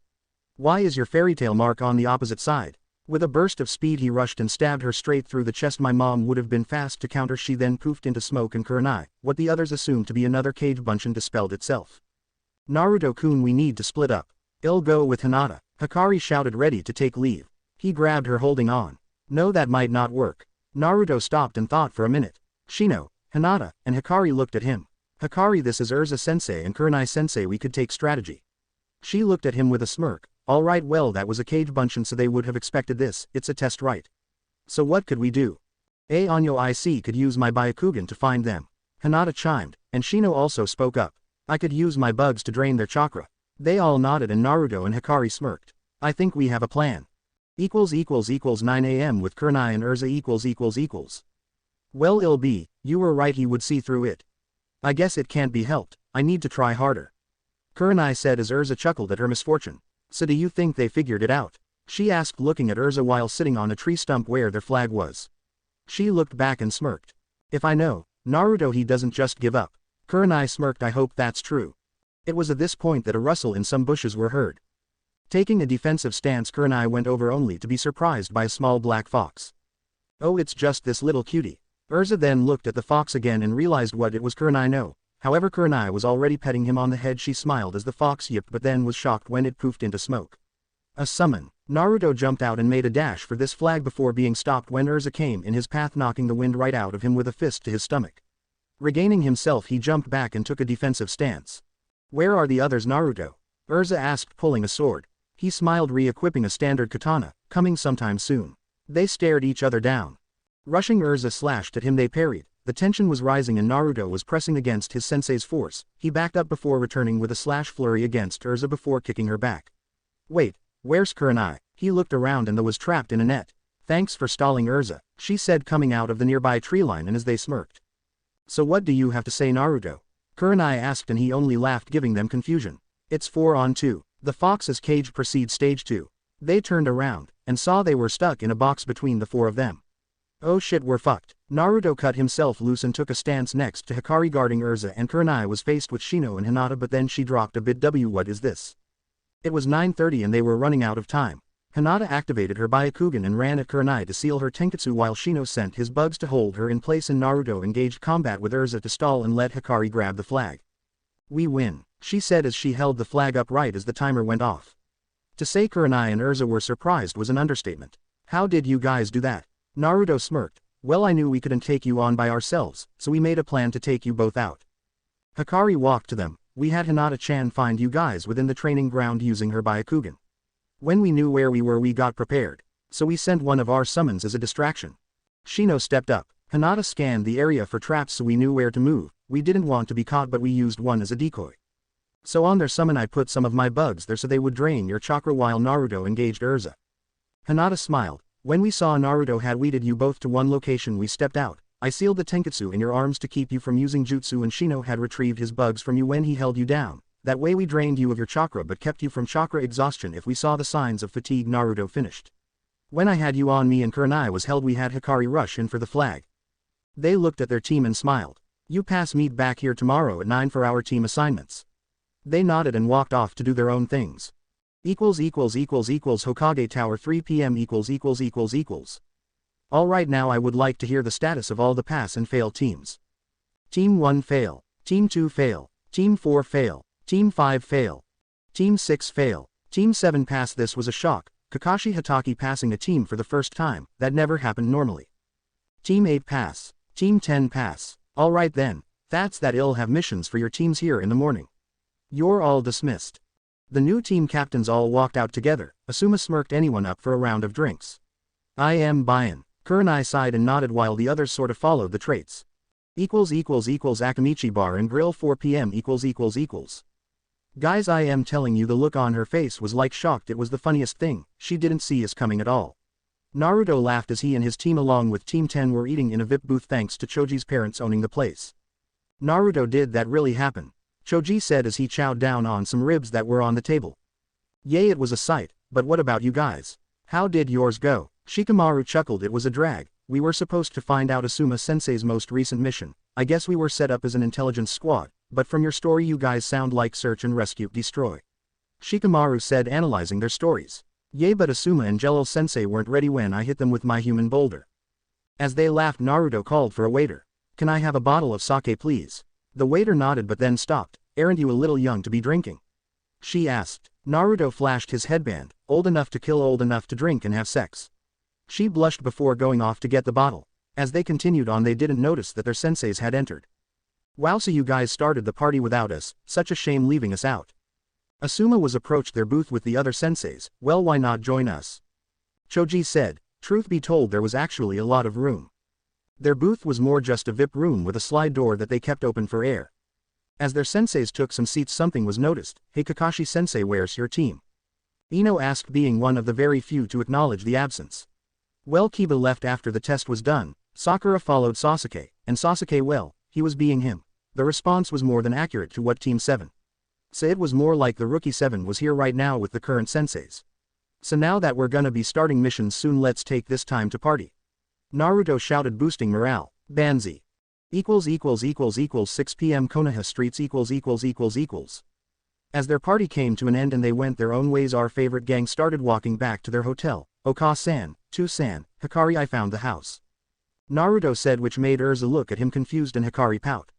Really? When did you do this? She asked, although he just smiled. I sent out a few shadow clones. When they found it they reported to me that, and I had them look at the map we got back in chapter 2. Also Hikari, pay up, he said, holding his hand out, waited as she put 1,000 ryo in his hand, mumbling under her breath. Traveling to the hotel where they stayed, they packed up all their things they had and took off to the Namikaze estate. Namikaze estate . They had arrived at the estate as the sun was setting. The front gate, a giant wall in front of them surrounding their compound, held by a seal. To open the seal, present the heir to the Flash and the Red Death. Stunned of such a seal, Hikari had examined the seal. Naruto, it's a blood seal. I think it needs your blood. She had said, looking at him, raising curiosity from the others. Son of the Flash, and your mother was called the Red Death for a reason. He looked at her questioningly. You knew my mom? He asked, not realizing who he was talking to. Naruto, I was sealed inside your mom before you, and now that I remember it, we actually spent a lot time together. He hugged her and bit his thumb to smear blood on the gate. It opened and a Flash appeared. Standing in front of them was the one and only Konoha's yellow Flash and previous Hokage, the 4th Hokage, Minato Namikaze. Hello there. If you're watching this, then that means unfortunately I have passed on. It also means that you're my son Naruto. I had anticipated this moment ever since your mother had been coming closer to her pregnancy. I was supposed to hold the seal that kept the Kyuubi at bay, but this means I didn't. I had a shadow clone come here to place this seal to keep others out. Naruto, either you found out about me yourself or you became a Chunin. In these events, Sarutobi, or the current Hokage, is supposed to give you everything about me and your mother. In the house you will find my study. It has notes, diaries, everything for your success. How you will find it is a mystery. I have not much chakra into this seal. My departure is coming soon, my son. I am sorry for this. I have one more message hidden in a scroll somewhere in the village where I know you'll find it, but only if you look. My son, I pass on to you my knowledge. Use it in your journey. I love you. End transmission. The image faded out and Naruto was in shock and landed on his knees. Face full of tears, holding him was Erza and Hikari, and Jello was on one knee and picked his son's head up. Naruto, don't worry, we'll find the note. He hugged him tight. Naruto, you're strong, your mother and I love you a lot. Just know that you will always have us with you. As they got up they walked in the house to sleep for the night. Red Fox in position. Ice Queen in position. Scarlet Fairy in position. Pale Flower in position. Target is 15 meters away. Scorpion in position. Fishcake in position. Damn it, Hikari, you lost the bet, love. Flower, what's the position of the target? Target is closing in 10 meters. Queen. In the middle of a forest clearing, a small black cat with a ribbon on its ear was attracted to a fish sitting right on the ground. It started to partake in said meal, enjoying the small random fish, but couldn't shake that something was fishy. Kill me later. Target is on sight. Now. Teammate jumped surrounding the cat, jumping in the air to avoid capture. It was caught off guard when Naruto came out from the tree and tackled it. He held the cat in his arms before backing his face up to avoid getting his face sliced in two. This is the cat, all right. Red ribbon on its ear and tries to rip your face off. Naruto said, annoyed by its attempt at trying to scratch him. Kurenai sighed. All right then, let's go back to the Hokage and report a success. The Hokage Tower. Hokage's office . Oh, thank goodness you returned my beloved Tora to me. Tora, never run off again, mommy was worried about you, said the fire daimyo's wife, who was currently squeezing the cat. Suffer was the thought of a certain blonde ninja. The Hokage looked down at his mission scrolls while Iruka was there collecting the returns. Now your next available missions are supply delivery, taking care of ninja dogs with the Inuzuka clan. There, Naruto slammed his fist down. Enough with the D-ranks, Grandpa Hokage, give us something real. Naruto, these missions are things best suited for your level, as genin. Until you meet the requirements you can't take any C ranks yet. Iruka said, irritated at the genin. Well then, when will we get one? We've trained hard in the past month. Naruto then had a glaring match with Iruka until the silence was broken. Give it to them. They stared at the Hokage with confusion. What ehh? Give them a C rank mission, only if their senseis allow it. He said, looking at Kurenai and Erza, and they nodded. Alright then, you have an escort mission to the Land of Waves. The bridge builder Tazuna wants you to bring him back to the Land of Waves and wants you to guard him on the bridge. A man stumbled in who appeared to be partly drunk and looked at them. This is my team. They look like they couldn't get out of a wet paper bag. And who's the blondie with the grin on his face? Are you sure he's a ninja? Konoha Westgate. 1 hour later. No, for the 10th time. You cannot beat up the bridge builder. This is not what our mission is. We need to help him finish his bridge, Naruto. Erza said as she walked besides him with Hikari to the west gate. The trio had to go back to their estate to gear up. It turns out that Jello also had a C-rank mission to go on, so they all left on their own time. Naruto wearing his signature 9 trench coat with a backpack, a few scrolls and his sword he got from Hikari. Hikari was dressed in a full red and black Anbu outfit with another sword on her back and carried a few scrolls with her. Now they were headed to the west gate where they would meet up with the other members of Team 8 and their client Tazuna. Kurenai smiled and looked at her team. Alright everyone, our mission to the wave begins now. I'll take lead, Naruto and Hinata, you two in the front. Shino and Hikari take sides. Erza will be with me, she said as they headed out. This was their first C-rank mission, and now all the gloves had to come off. It's their first time truly outside of the village and they needed to be careful, they needed to be alert, they needed to be. You should ask Hinata out, Naruto. Apparently shipping each other to pass the time as they traveled at civilian pace. Meanwhile Naruto almost tripped and fell. What, Hikari, what are you talking about? Hey, you know just as well as I do that she likes you. Does she really? I mean, yeah, she's cute, but isn't she out of my league? Hey, I am just saying, if word gets out that you are related to the 4th, they'll put you under the CRA and you and I both know what will happen then. Naruto then shivered. He knew it way too well. Fangirls. Well, when we stop for a break, ask her out. Alright. Got it. Close to Wave Country border. We'll be coming up soon to the border of Wave. There should be a boat we can cross in, Tazuna said as they continued down their path. They eventually passed a puddle, but that was something that tipped Kurenai off. It hasn't rained in days though, how could there shit? She turned around to see 2 mist nin with slashes on their headbands coming full speed at Tazuna. They had 2 metal gauntlets with a chain, immobilize and eliminate. Protect the builder. Naruto and Hinata stepped in front of the builder and Hikari rushed at the 2, unsheathing her sword going after their chain, but once she thought she has it pinned, she was wrong, it detached. However, they had to split and into their plan B. They went to flank them on the sides of their formation. Die. Hinata activated her Byakugan and took the gentle fist stance. 8 trigrams 64 palm guard. He was caught in her trap. With speed she drew up her protective barrier and the Chunin had all his tenketsu sealed and the man was blown back and was knocked back into a tree, effectively knocking him out. Shino set out a wave of bugs to surround the other one as a screen and Naruto came from above and kicked him in the face. This single chakra-powered kick knocked him out. Kurenai opened her bingo book in shock as the 2 were tied up. Tazuna, those were the demon brothers. They're 2B ranked Chunin Nukenin. Tell me now, why were they after you? Your mission report said that we would only have bandits. He was taken back under the KI that was sent his way. Look, I can explain. My village, we used to be happy and wonderful town, but then a man by the name of Gato came in and drained us dry. He closed all of our ports and monopolized on our town. We have no food, no money. So I started to building a bridge, that way his shipping service won't be needed, but I knew this was directly defying him and would no doubt put a price out for my head. So I said lied to lower the cost of the mission. She sighed. I am afraid we'll have to turn back. This is now considered an A-rank mission.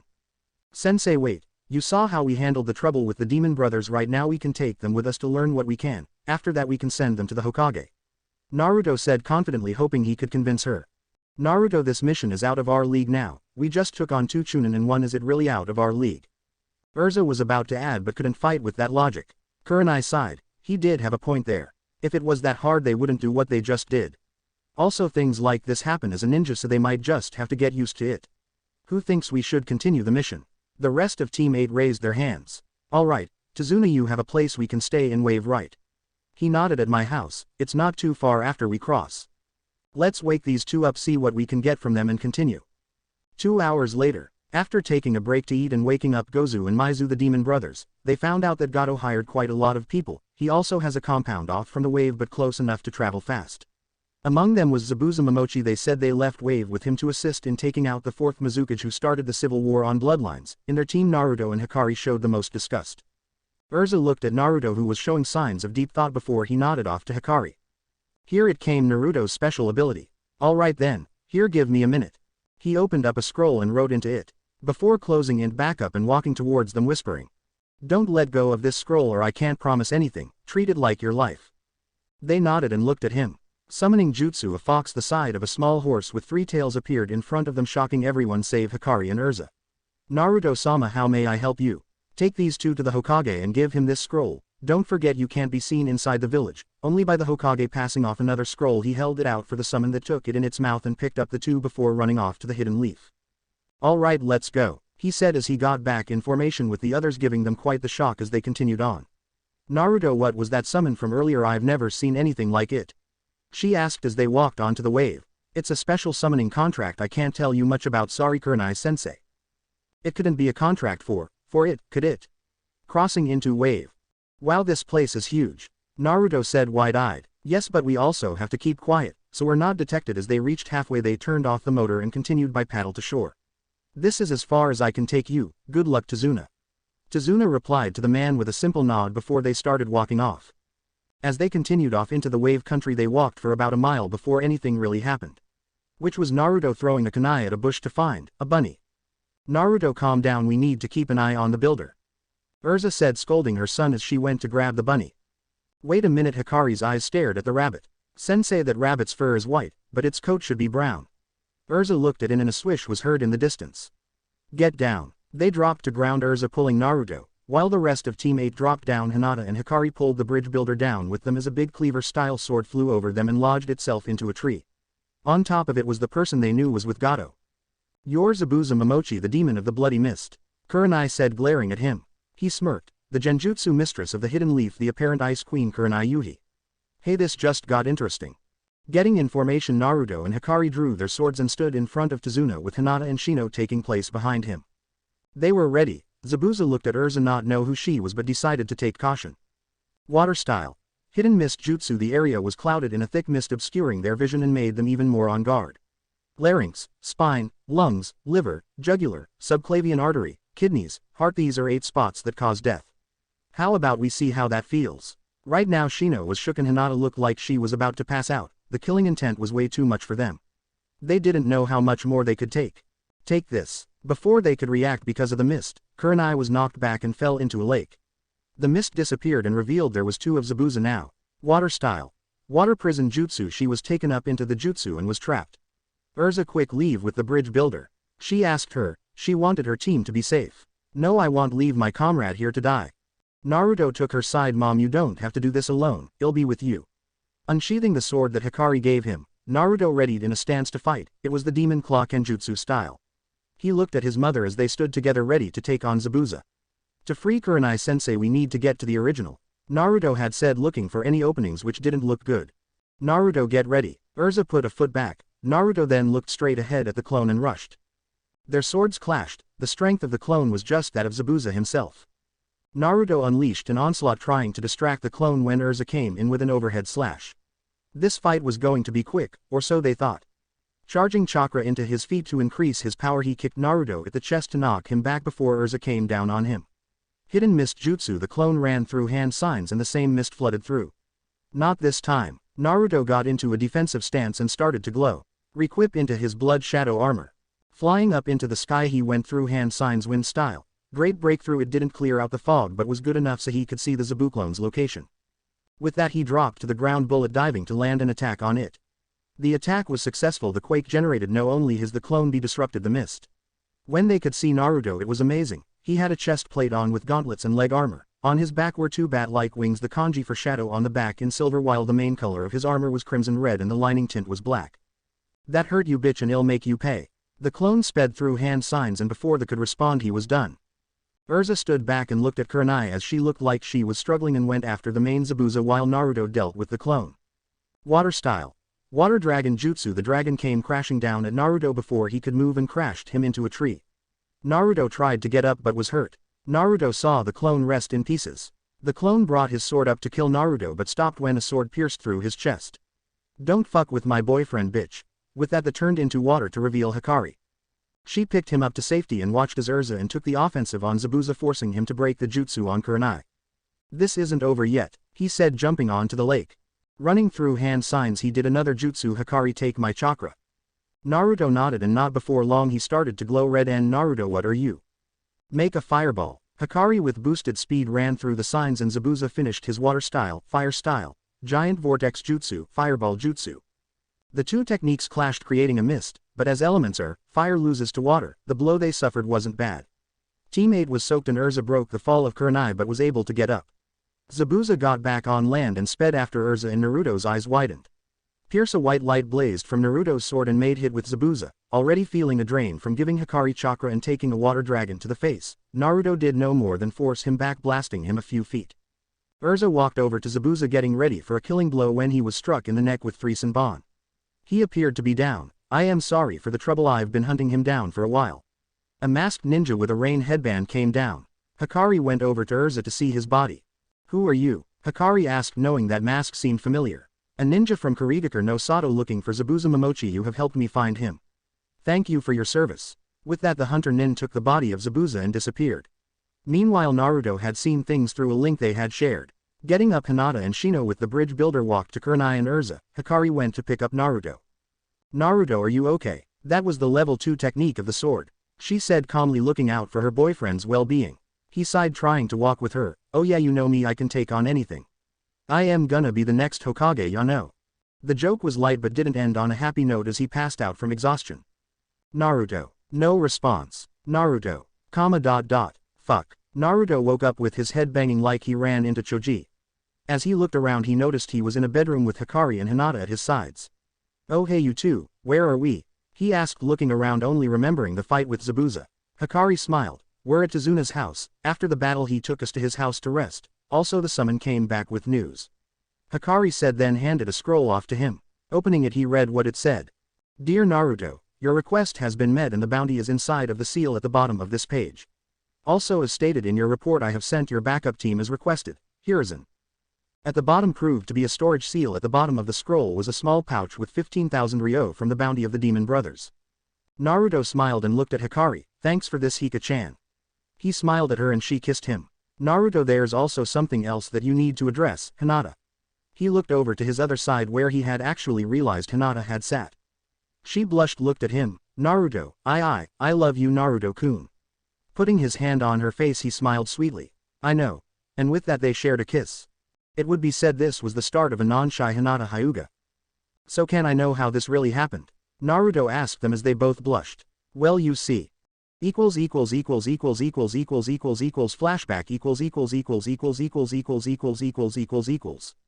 The team continued switching formation as Naruto was knocked out and Erza and Kurenai were both sore from the fight. After a while of walking they finally reached Tazuna's house where they were greeted by his daughter Tsunami. She had prepared food for them and Hikari took Naruto to a room while Erza and Kurenai couldn't wait and passed out on the couch. After she had put him down she kissed his lips and put a hand over his ankle as it started glowing red. You idiot, getting yourself hurt like that. Next time you'll heal on your own. After a while of holding it she removed both her hands and looked at the door. You can come in. Opening the door revealed to be Hinata as she looked at them blushing. Hey Hinata-chan, you came to check on Naruto, she said smiling. Why yes I did. I didn't know that. Why you and Naruto, she said saddened, but Hikari hugged her. Hey listen. You can still be with Naruto, don't worry. What but? I don't under with happiness and confusion it hit her.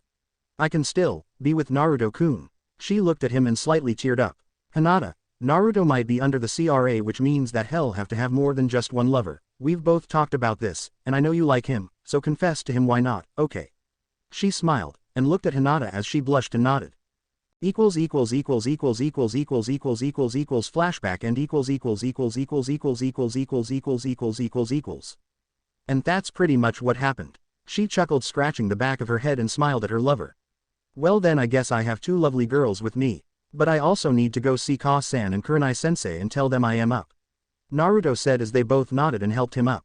We'll be outside training Naru-kun. Hikari said, smiling, and kissed him on the cheek. Yay Naruto-kun. Blushing, Hinata made her way out. Walking downstairs, he could hear laughter and smell food. When he got the kitchen that connected with the living room, he could see Tsunami, Erza, and Kurenai all sharing laughs and cooking together with what appeared to be a ton of ingredients on the table. I am telling you, it's true. He had chased him all around town. They continued all cutting up ingredients but turned and stopped to see Naruto. Hey Kurenai-sensei, Ka-san, he said, and watched as Erza walked up to him. Naruto, she seemed angry but smacked him upside the head. I told you, call me Erza-sensei, damn it. She smiled, happy her son was safe. Tsunami watched on and giggled, and Kurenai went back to cutting stuff. So Naruto, Kurenai started earning a peek of interest from the young blonde. Did you really chase your friend all around your town because he dyed your hair search pink? She asked, smirking, which left him wide-eyed and staring at his mom with just the response of a smile back. If you must know, yes, but also sensei, I asked the Lord Hokage for backup, so we should get an extra squad coming to us. Alright, well, just make some extra. If you're feeling good enough, you should try to train some. She said, and doubled up on her ingredients. Outside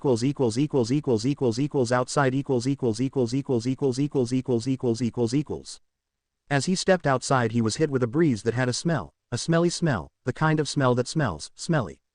He realized this was the effect of being in the wave country. They were close to the ocean. He could feel the crispness of that ocean breeze and the salt water in the air. He could feel it flow around him. As he walked out to a forest clearing, he saw his teammates training. Hikari had a few clones transform into ordinary objects and made Hinata look for them to help her increase her detection skills. Hey guys, how's it going? He said as he entered the clearing, joining his team. We need to talk. And before anything else, he was stolen by Hikari. With them I need you to dive now. She said, and sat him down as she created shadow clones to keep watch so no one came after them. Blink. The world around them started to go blank, and he opened his eyes to see they were in a sewer. Q-chan, are we in my mind? He asked, looking around, and found her behind the cage again in her full Kyuubi form, just like when he met when he was only 8. Just like the first time I met you, Kit. She said and smirked. Besides, it's your mind, you search control it. She said, and he nodded, and then the area around them glowed to reveal a small cottage in the woods with a giant lake surrounding them. They were currently on an island in the middle of the lake. Her cage turned into a collar on her fox body, but when she shifted down it became a necklace with a sapphire pendant. She looked just like the red-haired beauty he met when he was 8. Naruto, I should have told you this. But I am going to have to now. She said, sounding worried. This brought a look of confusion to Naruto. Wait, what do you mean? She sighed. Naruto, I knew it was a rumor and I didn't think it could actually happen, but you may or may not be transforming. He looked at her confused and didn't know what was going. What do you mean transforming? He asked as he tilted his head, looking her, and she sighed. When a demon finds a mate if human, they have a chance of turning into a Hanyu. That's happening to you right now, and by the next full moon you should be transforming. The most that may happen should be fox ears and a tail. Should you tap into my chakra though, you'll see a small power boost. Nani. He had shock. This is either really awesome or really bad. So what will it start with? He asked so he could keep it a secret. Well, because I am still technically a part of the seal, you'll get my Kekkei Genkei, the Shizengener nature eye. Closing her eyes, she charged chakra to them and opened them to reveal what it looked like. The whites of her eyes had gone black and the iris and pupil changed to reveal a single dot with 8 points out of it. This will grant you 3 things, the ability to sense oncoming danger, and attacks much like the Sharingan but with the sense of the Byakugan. The next stage grants you the ability to use jutsu apart from your nature, but you can only search control one at a time, and this way of using it requires slightly more chakra. She closed her eyes and the pattern went from white to red. Green for wind, blue for water, purple for lightning, red for fire, and brown for earth. She said before turning it off, and looked at him. Then there is one more stage, but I haven't reached it, so I only know the surface of it. She said, looking at him with doubtful eyes. It's said to let you be able to search control other nature elements, bloodline elements, like ice and wood. Naruto's eyes widened. Awesome. When do I get it, huh? When? She smacked him in the back of the head.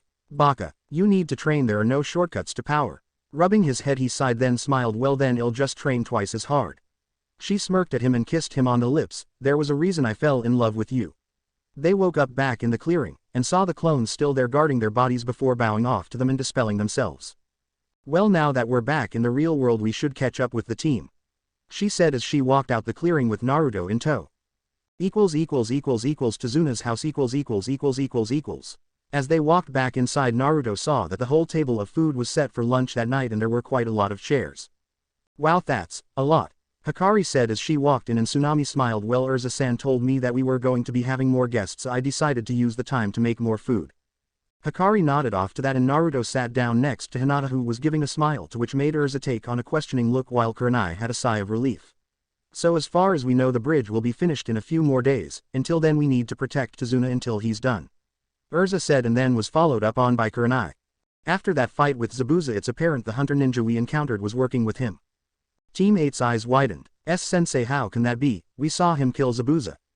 Hinata asked, slightly fearful, and she sighed. Well, yes, but the tool used for killing was a Senbon, and unless actually targeting a kill spot then Senbon won't actually kill. Senbon are generally used for acupuncture. To say they were surprised might have just been an understatement. Because of this it is apparent we will be training now in blocks. Naruto, Hikari, and Erza will watch over Tazuna in block 1 and Hinata, Shino and I will train in block 2. We'll rotate every 2 hours with the current watch group waiting with Tazuna until they can switch out, she said, and gained a nod from her team. She was about to continue speaking, but then rustling was heard at the door. Silence was heard and they all armed themselves ready at the door.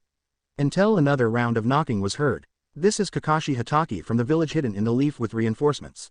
They sighed and Kurenai went to go open the door. When she did, it revealed exactly that Kakashi, along with Team 7, also known as Kiba Inuzuka, Sakura the Banshee Haruno, and Sasuke the Avenger Uchiha. Naruto and Hikari sighed. This was going to be a long mission. Lunchtime .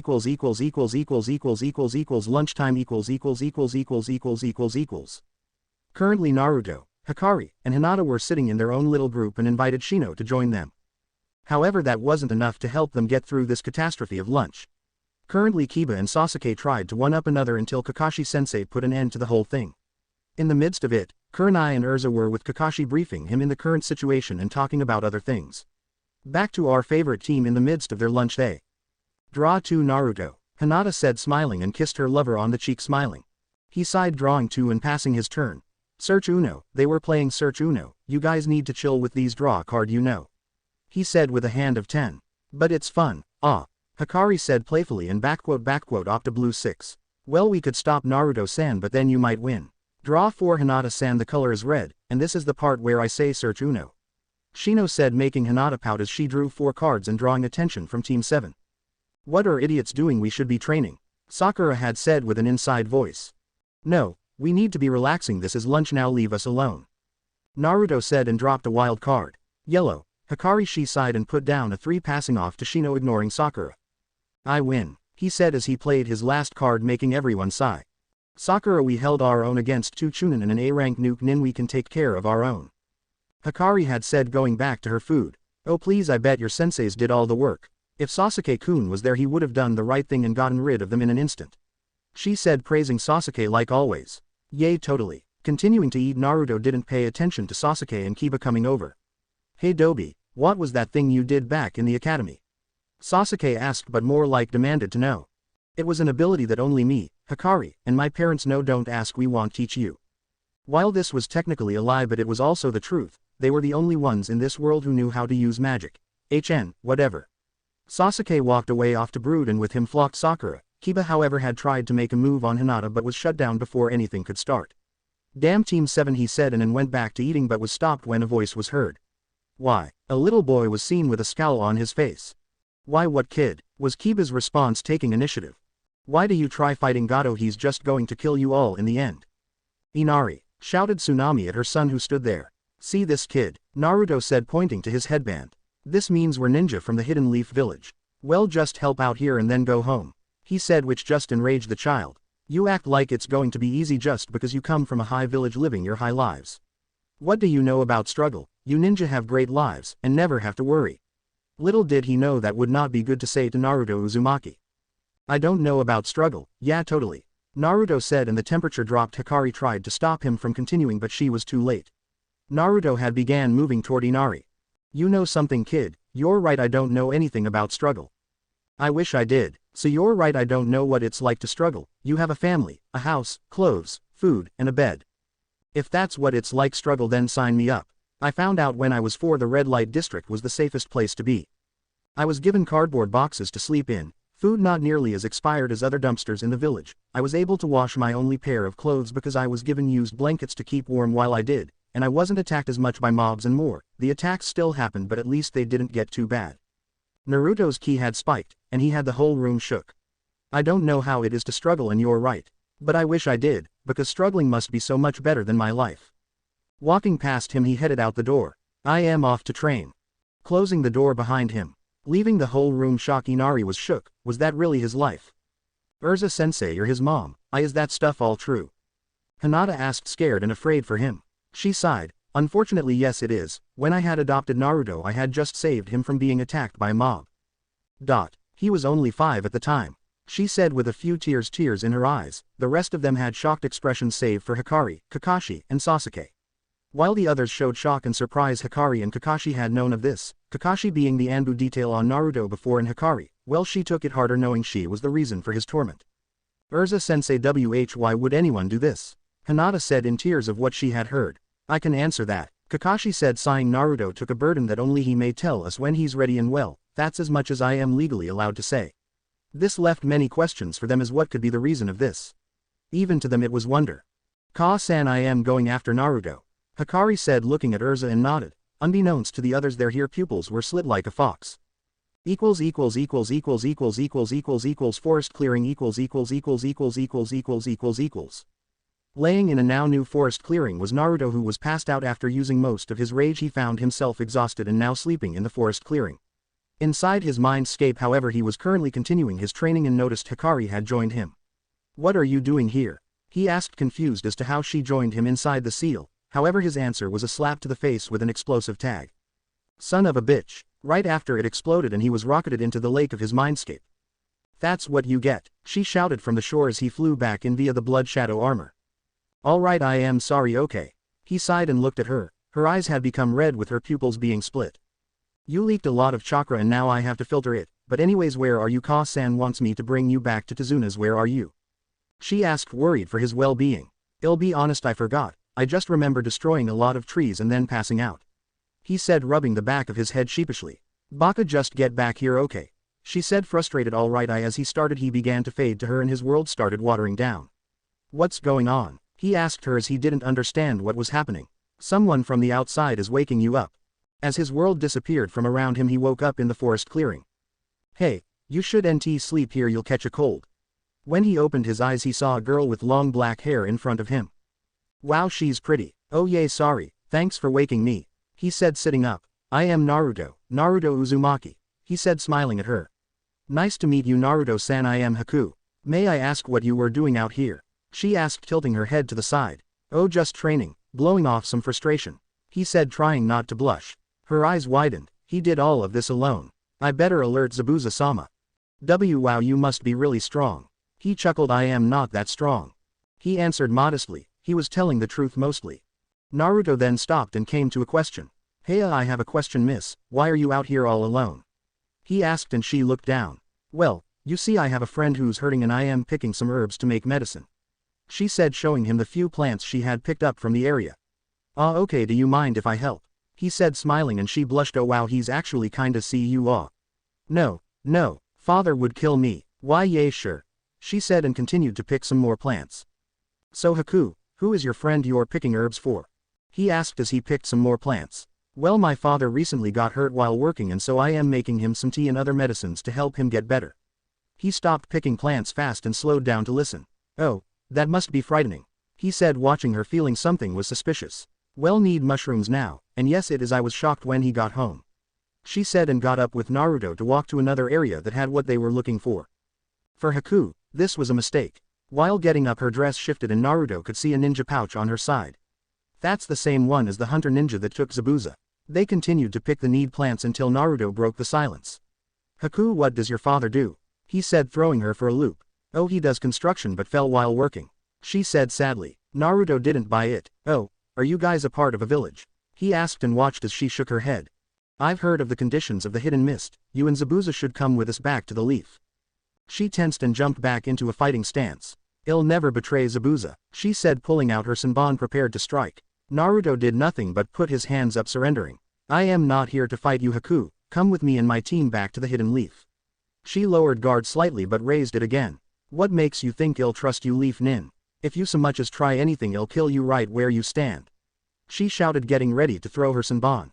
Haku-chan bloodlines are praised in Konoha, and in the worst case you'll be protected by me and my family. I won't let you and Zabuza get hurt. He said, walking in a circle. Her face was filled with doubt, the idea of not having to be on the run, to be safe, to be able to eat without doing all this hard work. The thought of it was oh so very pleasing. Imagine a nice warm bed with no worries of death from those who know a bloodlines. I'll tell Zabuza about it. You'll get a message in a few days, but until then you better stay away, she said, grabbing her basket, but couldn't help but feel that it was colder outside from some reason. Thank you, Haku-chan. I hope that you too will join us. Naruto said, smiling and walking over, putting another herb in the bag. As she turned around, she stopped for a second, walking away. Hey, who are you calling Chan anyway? I am a boy, jackass. He shouted to Naruto, turning around glaring at him while Naruto chuckled. No, you're not, was the only response, and Naruto chucked a white pair of panties with light blue smiling ice pops 3 at him, laughing his ass off, and ran away, leaving a blushing Haku. You pervert. Back at Tazuna's house. Erza was currently pacing back and forth, hoping her son would come home safe.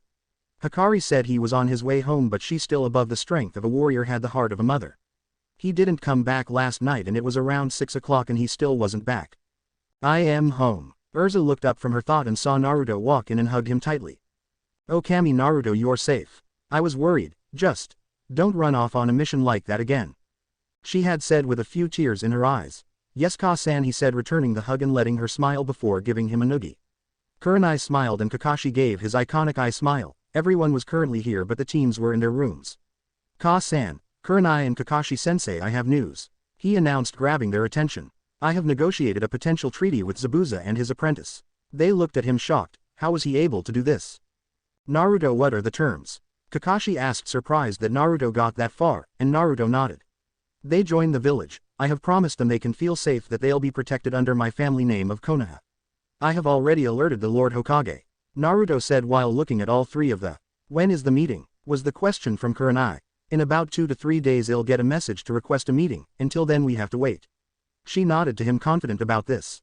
Well, until then we won't let word of this come back to the team. We'll have to keep it between us, Kakashi said, and Erza nodded. That's that, Naruto, I know. Why don't you go to bed? Our room is the first door on the left upstairs, Erza said to Naruto, and he went upstairs to find them again in a game of Uno. Deal me in. 9 p.m. As the leaders went to bed, trying not to wake their teams, Erza saw Naruto sleeping and smiled when he opened his eyes up to her and rubbed them. Oh, how this brought her back in time.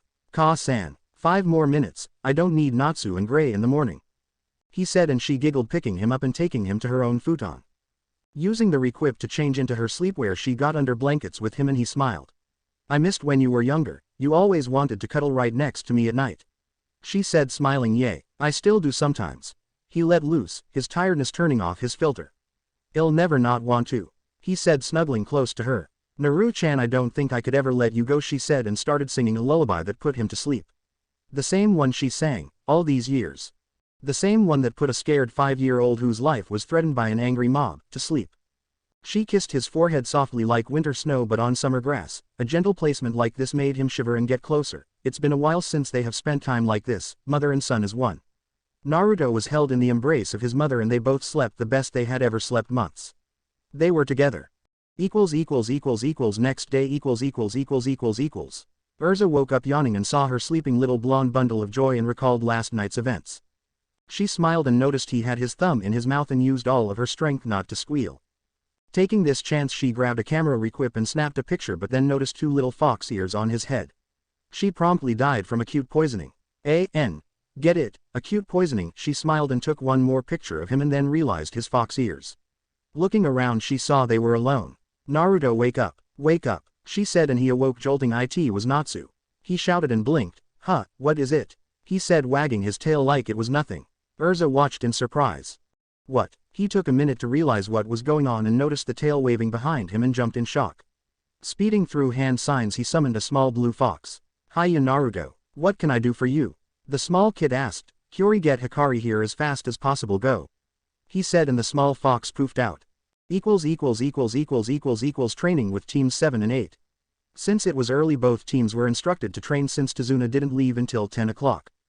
Kurenai had her team do some sparring, and after a while Kakashi showed his face. Hey everyone, I have news. He said, smiling, making the two teams gather. We're gonna learn how to climb trees today. He said, doing his eye smile. Wait, you guys can't climb trees yet. Hikari said, looking at them, but had a returned look of, are you stupid? Are you dumb? Of course we see no hands. Sakura was stopped mid-sentence and watched as Hikari casually walked up a tree like it was nothing, and Kakashi sighed. Kakashi-sensei, we also know water walking. Hinata said, watching Hikari drop down. As you were then. Hey, Kakashi said, and began to teach his team, and Hikari and Hinata took stance. First connect, she said, and Hinata nodded. But before they could start, there was a small puff of smoke which caught their attention, and Kyori popped in the middle of their area and ran towards Hikari. Hikari-sama, Naruto needs your help, it's happening. The little kid said, and her eyes widened. Kurenai-sensei, I am going to help Naruto, she said, and ran off as soon as she received a nod from her sensei. Unbeknownst to them, Hinata was already following Hikari as soon as she ran off. What's wrong with Naruto-kun? She trailed behind Hikari and used her Byakugan to follow her through the forest as they jumped from tree to tree, ultimately ending at Tazuna's house. As Hikari walked in, she used her Byakugan to find her with Naruto and Erza, but Naruto had a set of fox ears and a tail. I have to get closer to here, she thought as she jumped down and slowly crept inside. She was finally able to hear them. Naruto, first you need to control my chakra. Demon chakra isn't like your normal chakra, it's a lot different, she said as she sat cross-legged in front of him and watched as concentrated and Ninetales came out along with her 2 ears. I haven't done this outside of the seal before. I also can't believe how lucky we are that Tsunami took Inari into 2. Shopping ex machina, she said, and made tiger hand sign. Naruto, think about not having the ears and tail, she said as Naruto nodded and held position cross-legged as well, and the ears just went away. In the meanwhile, a red aura appeared around him and flowed into Hikari. She sighed. I can try to regulate it, but it'll take some time to get used to Naruto, she said as her tails and ears disappeared. Hikari, what happened to Naruto? I want an explanation, said Erza, and almost in sync Hinata walked in. Naruto. The three looked at Hinata with shock. Oh shit. They stopped and realized what had happened. Hinata had seen the whole thing. There was only one thing they can do about this, and that was to tell the truth. The no-holds-barred flat-out truth. She had seen everything because of the Byakugan and had heard more than likely everything too. They couldn't half-ass their way out of this one, so they had to do something. Hinata, we can expla, Hikari started, but Naruto shook his head. Hikari, we can't BS this one, he said and sighed. Well, what do you want to tell the truth? He said to her, sighing. She looked at him. He only nodded in return. As of that moment, Hikari ran through seals, and the walls, floor and ceiling flashed green. Privacy seal placed, she said, and Naruto passed Hinata a chair. You'll want to sit down. She sat down, waiting for an explanation. Hinata, do you remember the 9-tailed fox attack? He asked her and paced slightly. Why yes, who doesn't? The 4th Hokage sacrificed himself to kill the 9 tails and save the village, she said, prompting Hikari to stand forward. Hinata, what if we told you, it's not that easy? She said, looking the girl directly in the eye. What? What do you mean? She said, confused. It's not that easy. Hinata, the tailed beast are creatures of chakra. You can't just kill us. Hikari said, forward, taking down all the walls. My sister may have been able to be sealed into a teapot, but I am not that easy, she said. Hi Hikari-san, why do you speak like that? Naruto pulled forward. Hinata, the 4th Hokage didn't kill the 9 tails, he sealed it in his son, he said, shocking her. Naruto, what? She was lost. The 4th Hokage had a son and he sealed the 9-tailed fox into him. No, that's not true though. Naruto-kun, how do you know this? She asked. She was shocked how he could just claim this all. Why, you can't be serious, but in class. On the day I was born, the 3rd Hokage passed a law stating no one could speak of the what happened, an S-class law to speak of it. Punishment for breaking this law is death. Appalled was an understatement. Hinata couldn't make sense of any of this. It had to be a joke, a prank. Naruto would be risking his life telling her this. It can't be real. No. Naruto, how? Because I am the son of the 4th Hokage Minato Namikaze and his wife Kushina Uzumaki. Hikari lies within my seal. Her eyes went wide and her heart started beating really fast. What? "And Naruto, what are you?" "I am the Jinchuriku of Kyuubi no Kitsune." From that moment Hinata passed out from shock. Later Waking up slowly Hinata felt her head pounding from earlier. She could barely remember what had happened. And Naruto-kun, everything started flashing back to her. What's going on? The tailed beast can't be killed. I am the container of the nine-tailed fox. Ah, she woke up breathing heavy and in no time she was looked over by Naruto. "Hinata, are you okay?" he asked, looking at her as she tried to pace her breathing. Naruto-kun, she said, blushing heavily as he looked at her worriedly. "Yes, Hinata-chan." She sighed. "I had a dream. You said you were the fourth Hokage's son and you had the nine-tailed fox inside of you, and Hikari said that she was the nine tails." Naruto paled and Hikari walks in. "Naruto, they need you at the bridge." She turned her head and noticed Hinata awake. "Let me talk to Hinata." "Go, okay," she said, and he nodded. As he headed toward the door he nodded to her and she nodded back in confusion to Hinata. With that Naruto headed off. At the bridge. "Sorry Tazuna, I don't want to risk anything while working on the bridge."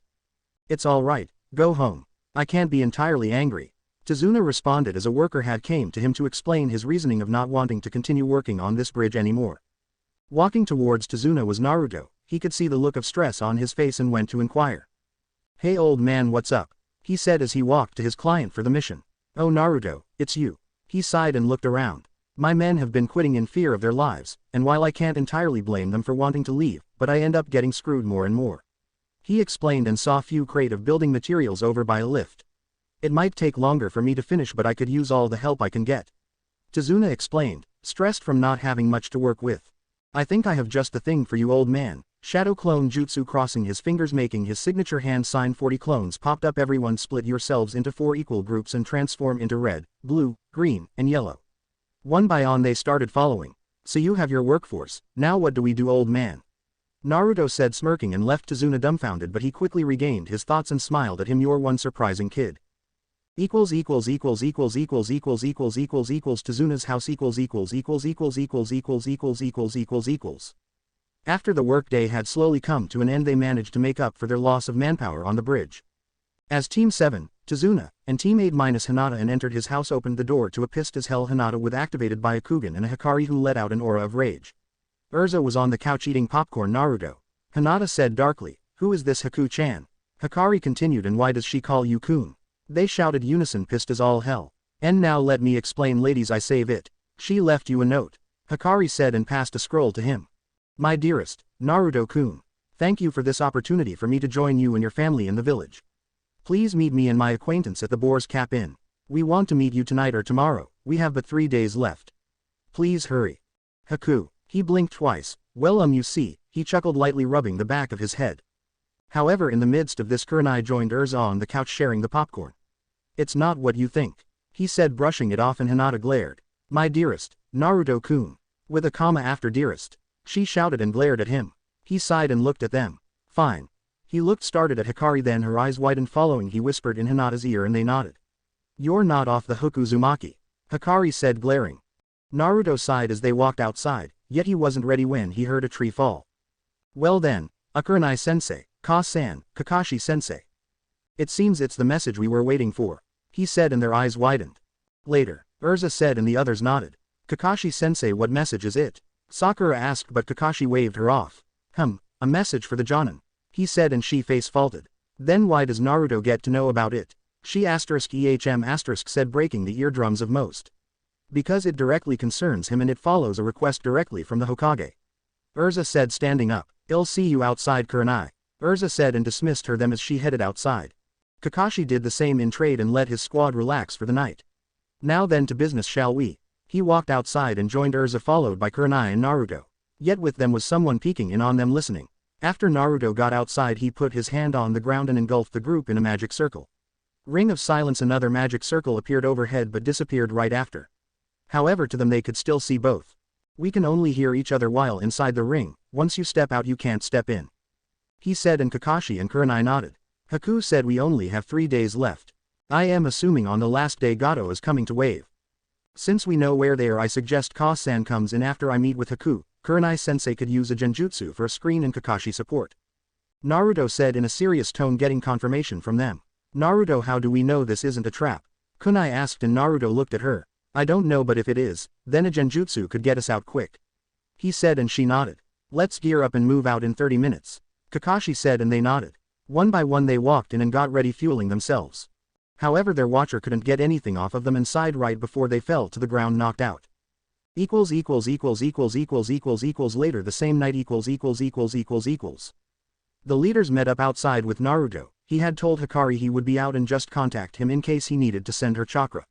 She nodded and went back to sleep as he went outside and met with the team leaders. Ready, Naruto? Erza asked as they got ready to leave. Yay, let's go. Woods outside, wave time 9 to 10 p.m. The current team of 4 currently at a clearing outside the Boar's Cap Inn. Kurenai and Kakashi sat in position while Naruto and Erza got down to the gates and walked in. Sitting at a bar they saw Haku and the demon swordsman of the Bloody Mist. She got up and greeted them ahead of Zabuza. Welcome, thank you for coming, Naruto-san. I see you brought your captain with you. She said and Erza nodded. We came to accept the terms to your truce. Erza had said and Naruto nodded. This left Haku with a frustrated sigh. As I would like to do that right now, we may have to take a few minutes before going to do this as someone had one shot too many. Bam, with that they all turned around to see Zabuza fall out his chair to a woman with blonde hair being followed out with a woman holding a pig. You're drunk again too, San. She sighed, walking to him with annoyance. I should help you, but unfortunately I must. Pulling out a senbon, she dipped it in an orange liquid and shot 3 into his chest. He slowly sobered up, ended up passing out as a result. The blinked and watched as she walked over. It drains toxins from his body almost like an antidote. I just hit him where the alcohol would affect him the most and used these to drain it from his body. The only drawback is a very big hangover after, she said, removing the senbon from his chest. So what now? Erza questioned Haku and she sighed. We wait. 20 minutes, 1 hangover and 3 remedies later. I hate the antidote, damn it. Zabuza was currently clutching his head with an ice pack as the hangover from drinking was coming about.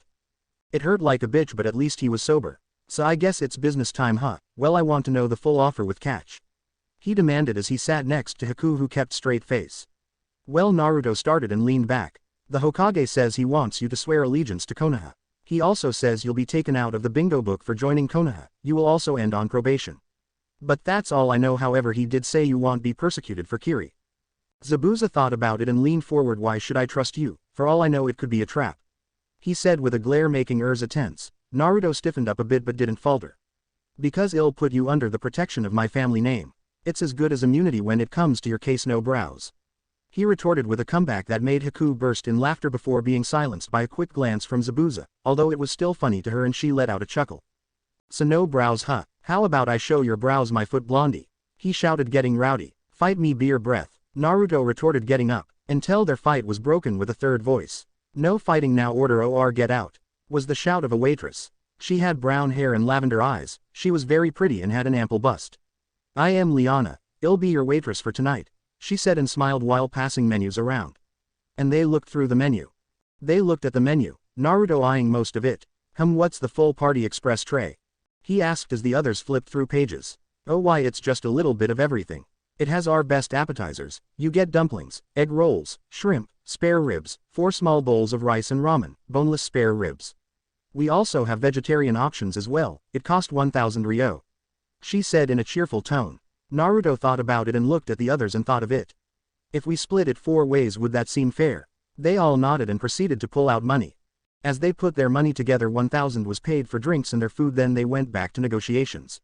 Listen, brat, if you're really offering me protection from the bingo book, then I guess I can't fight that, and well, I want the best for Haku. We have 2 days before the assault. If anything happens, take care of her, he said, making Haku blush but also slightly fearful. Erza looked at him and nodded.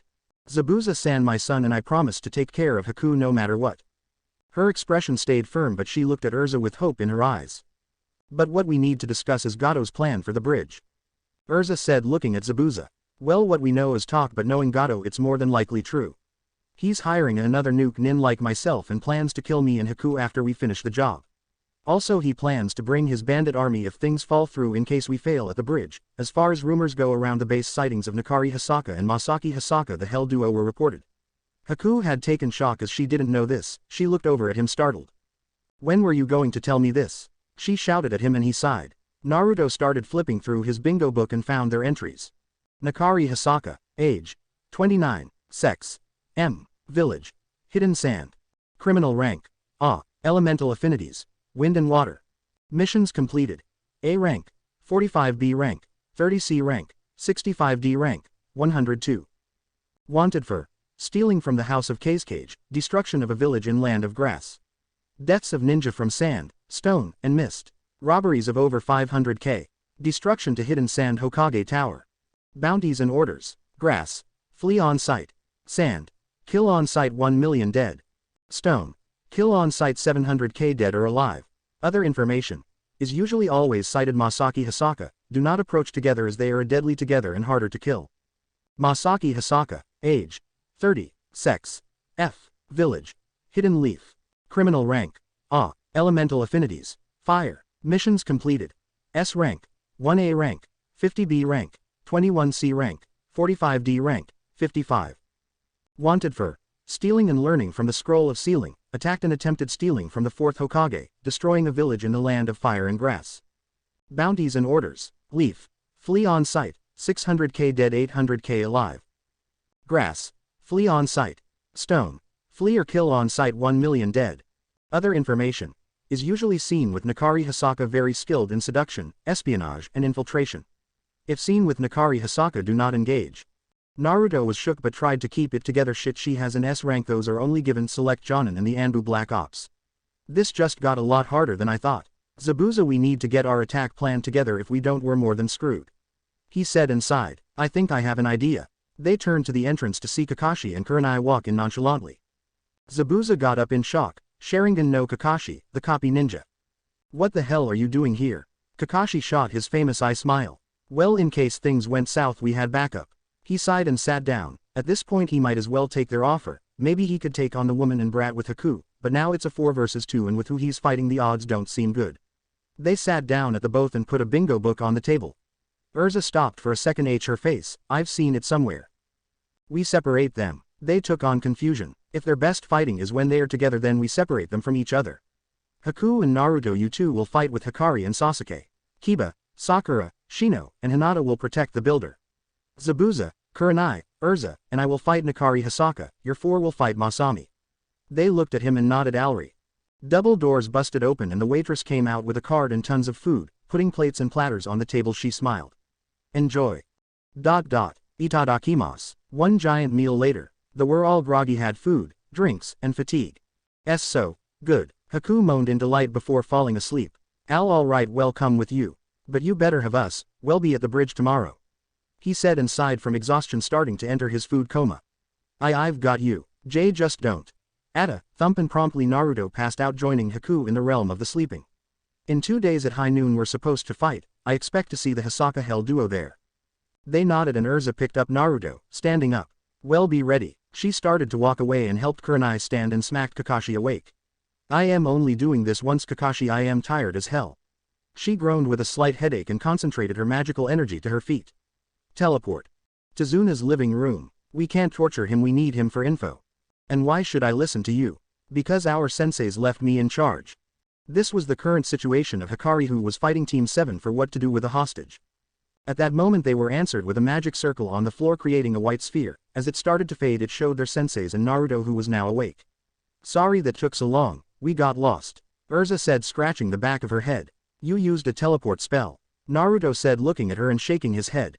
We have a hostage. He tried breaking in and going after Inari and Tsunami. Hikari said and showed them the tied up bandit. Kakashi looked on and removed the mon's mouth gag. He must work for Gato. Staring at him directly in the eyes he glared. What do you know of Gato recruiting Nakari and Masaki Hisaka? The man didn't budge but just grunted. I won't tell you shit, was his response, and Hikari smiled. Oh really? Sensei, permission to interrogate, she said, smiling, and Erza nodded. Hold on Hikari, maybe I can. Kurenai started but Erza stopped her. Trust me, just watch. She took him to a room and closed the door behind her. A few moments later, she brought him out and he was knocked out. She sighed. They were there. He was supposed to guard their room and Gato sent him out to get Inari and Tsunami as insurance. He also plans to betray them with a bandit army. She said and looked at them. When is this supposed to happen?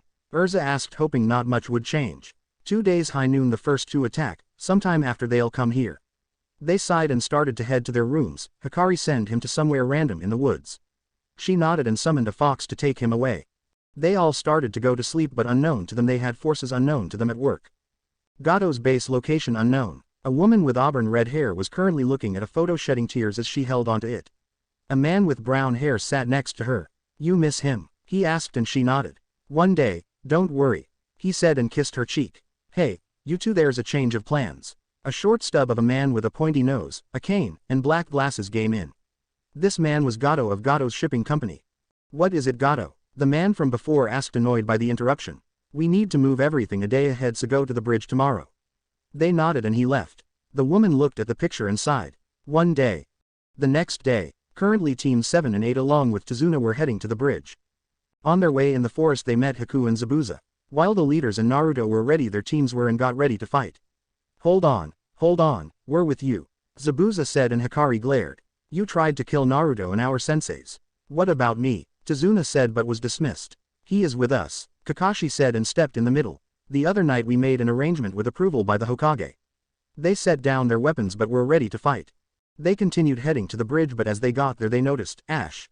A worked was on the ground coughing and they ran to him. Fire. Hell, he said and passed out. Their eyes widened to those who were aware. Sakura, Shino, Hinata, Kiba, protect the builder. Kakashi and Kurenai shouted and they got around and Sasuke looked at his sensei with confusion. Naruto could see them walking from ahead and as they walked closer. We'll be taking the bridge builder's life. A Mont's voice said and it was then revealed.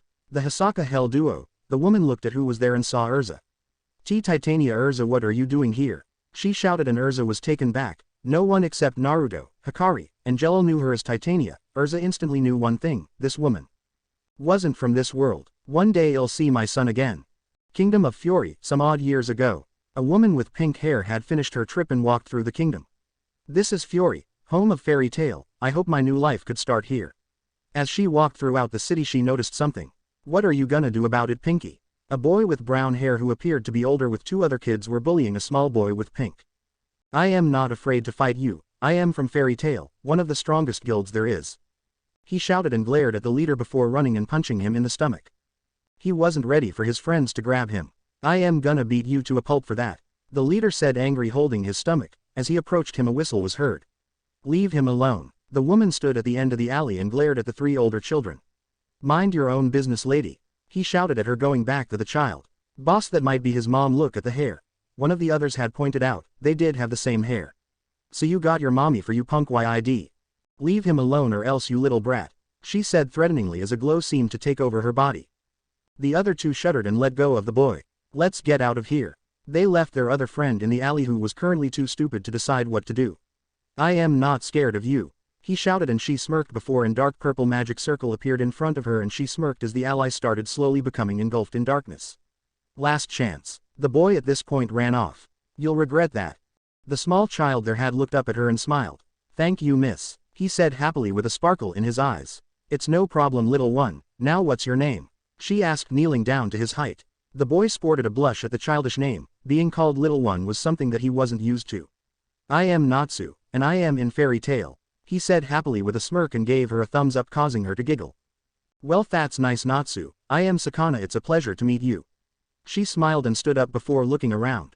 Natsu, I am actually lost and I am looking for the Fairy Tail Guild Hall.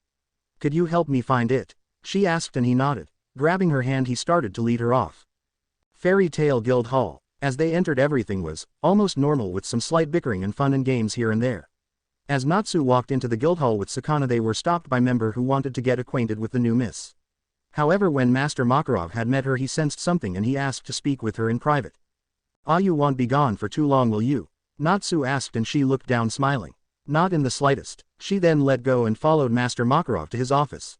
Inside his office. So Miss Sakana, he nodded. Yes, I see that you've taken an interest into coming here to Fairy Tail, I presume to join our guild, he said as he had taken a seat at his desk and taken out some forms, holding a single slip aside from the rest.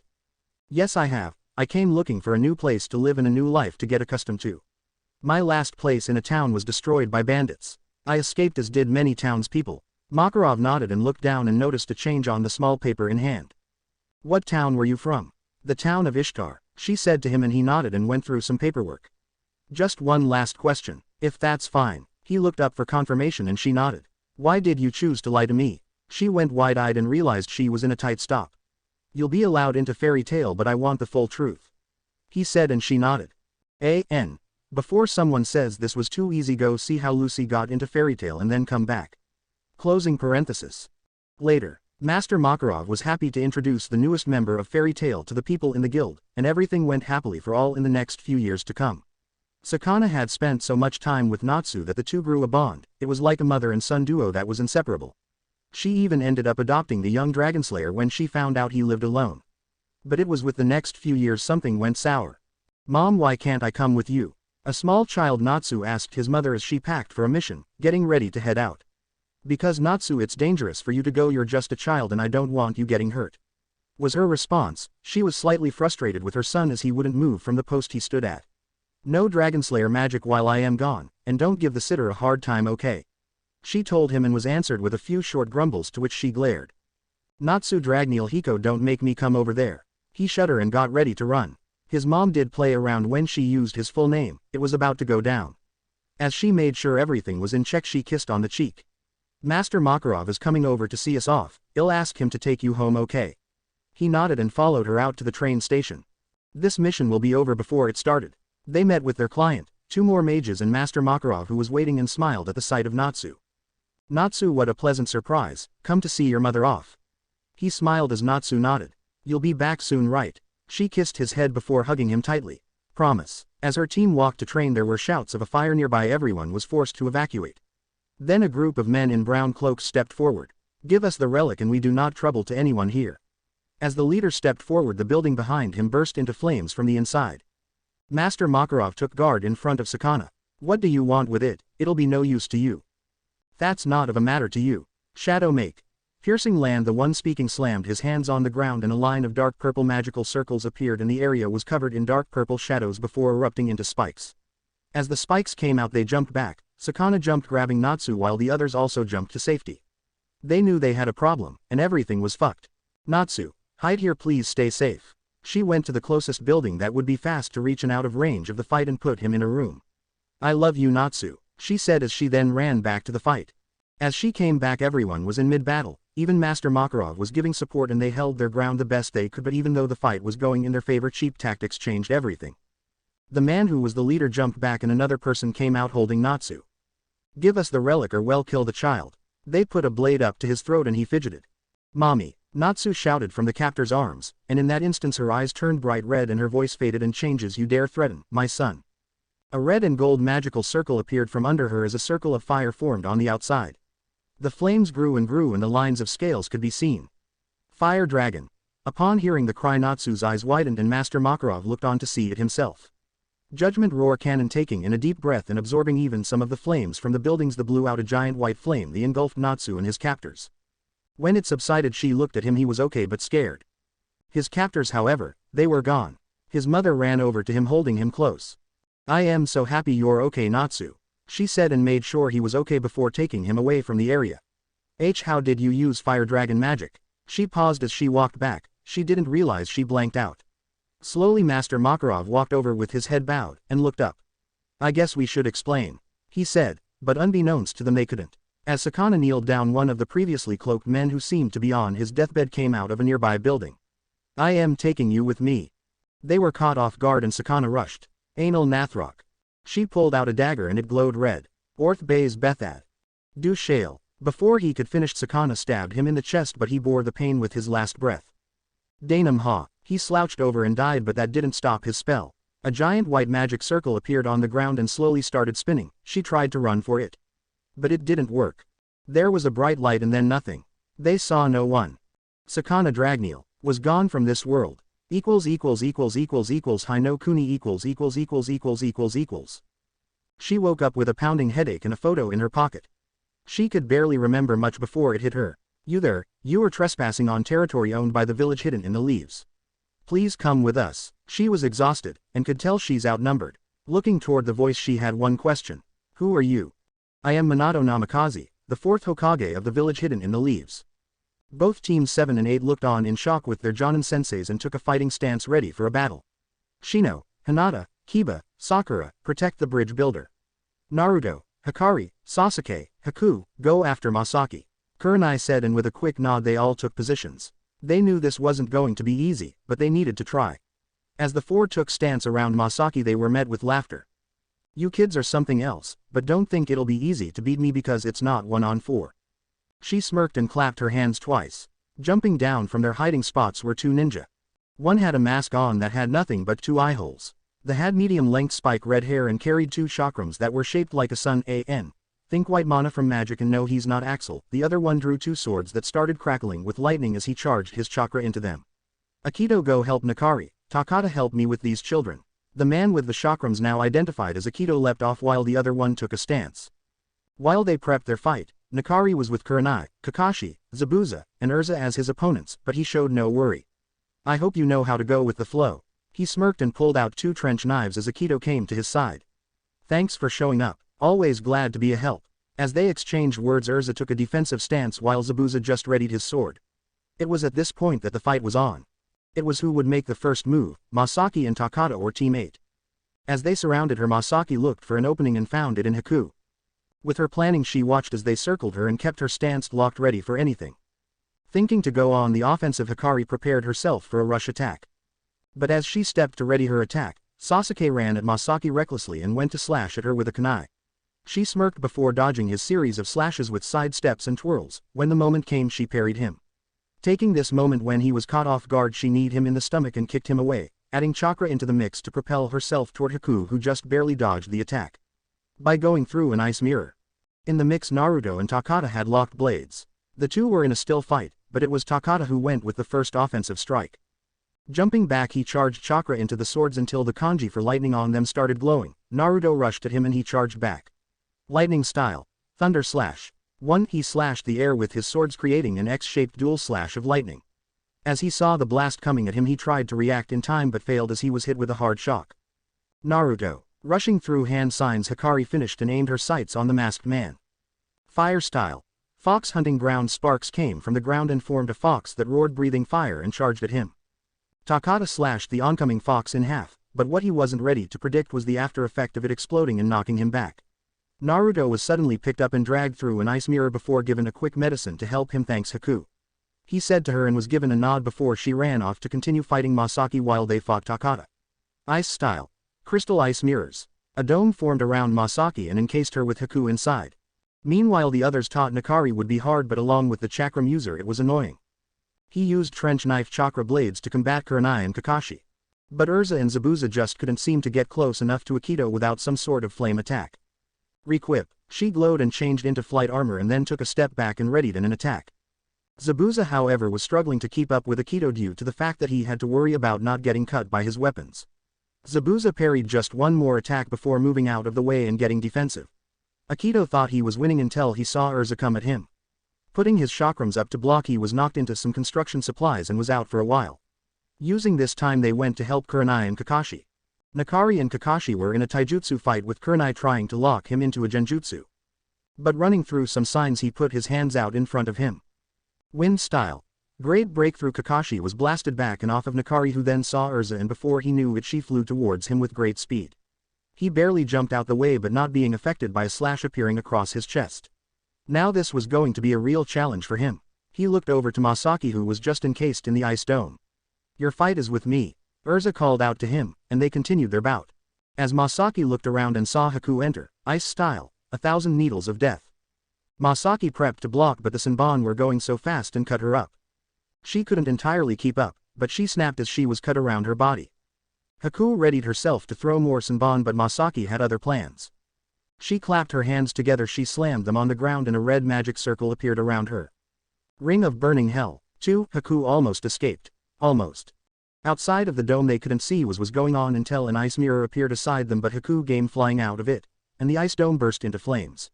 She was injured and they watched as the dome exploded. I've had fun playing with you kids, but now it's over. She walked toward them, making a burn mark in the ground with every step. Takata got up as well and started charging chakra, but she stopped him.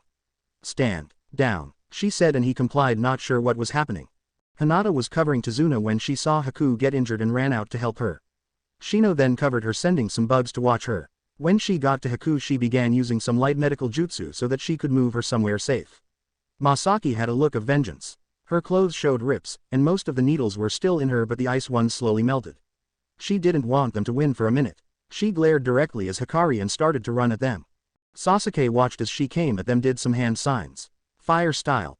Fireball jutsu. Hikari followed the suit and Naruto crossed his arms together forming a light blue magic circle. Wind scythe scatter, 3 breaking the cross it launched in a blast that powered the fire attacks. Idiots. As the giant fireballs came toward her, Hikari, Takada, and Akito watched as the flames engulfed her. Masaki. He cried out thinking his screams fell on deaf ears, but he was wrong. The flames started to curve in and Masaki was absorbing the flames. Everyone was shocked at what she did, even Hikari, her own husband. I am all fired up now. She had a wild grin on her face and cupped her hands in front of her mouth creating a dark red magic circle. Fire Dragon. Erza snapped her concentration onto them. She finally knew. She knew who this was. Get out of there, she shouted but was pursued by Hikari, but joined by Kakashi and Kurenai. However, Naruto and Hikari were shocked by her feature. She was using Dragon Slayer magic. They barely snapped back to reality in time to dodge the attack. Emperor Roar. 4. The blast came at them full power while Haku and Hinata were off to the side. Naruto and Hikari jumped out the way. Sasuke got singed. I won't let you get away, I am an Uchiha. As the burst subsided, Sasuke ran at her with Sharingan activated. She smirked but that didn't let Kakashi try to do something first. Sasuke, no, it's too dangerous. He shouted but Sasuke didn't steer. He continued at her and in front of each of her hands was a red magic circle. Fire Dragon Crushing Whip. 5 flames ignited from her hands. She pulled them back and launched them at Sasuke. As he saw the movement he dodged them but wasn't paying attention to the flames as they grew and she whipped him again. He looked back and saw the flames come at him. Shit. Quickly he realized he could do one thing and he substituted. As Hikari and Naruto were readying up they stood in shock at what happened and a scream was heard. Even the fight that had resumed over with Hikari and Akito had stopped. In Sasuke's place was Hinata who currently appeared burned on her arm. She was knocked back onto the ground. Naruto's eyes widened before and he started glowing red and Hikari started glowing as well. Naruto, don't, she shouted but to no avail. He roared and rushed at her, his eyes slit like a fox and were red and a wave hit everyone with a dark chakra. You want more, she screamed at him and readied another circle. Fire Dragon Roar. As the blast headed towards him Naruto didn't turn away, instead he threw a slash right through it. Full counter. As it came to him he sent it back to her and she was hit and blasted back. Naruto was enraged and grabbed his face. His eyes were changing, just like Hikari said. Meanwhile Kurenai and Kakashi were tasked with a recovered Akito, but this was going to be a quick fight. Kurenai trapped him in a genjutsu and Kakashi had ninja dogs chomp down on him. This is the end. Kakashi went through his the one jutsu he was famed for, and the sparks were heard. Lightning Blade. With that Akito now lied there dead. It was over for him. All that was left was Hikari and Takada. As they came up on them Hikari noticed and sprinted to a taijutsu match with Kakashi. Kurenai wasn't sure if she could match Takada but just then as he drew his swords Erza stood in front of her. Get the bridge builder, I have this one. There they stood off, Takada and Erza. The only thought was who would make the first move. However they could all feel Naruto's chakra spike. The two worried the most were Kakashi and Erza. Kakashi, it's Naruto, she said, being able to feel the aura from here. They knew they had to end their fights quick. Back with Naruto and his battle, Hikari watched on as he went toe-to-toe Masaki. However as they went on Hikari started feeling a bit of pain. Naruto, you're losing control of my chakra, she tried to warn him through the mental link but it was barely working. She watched as they went off. Naruto was taking quite a beating but was come back with just as much Fire Dragon Iron Fist. Masaki shouted with a rush attack as she came at Naruto with a burst of speed. He was barely able to hold it together, crossing his arms to defend but was still knocked by its explosive power. Stomping his foot on the ground a magic circle appeared under his feet and at his arms. Hurricane Slam. 6. He shot forward and Masaki and she did the same using fire magic.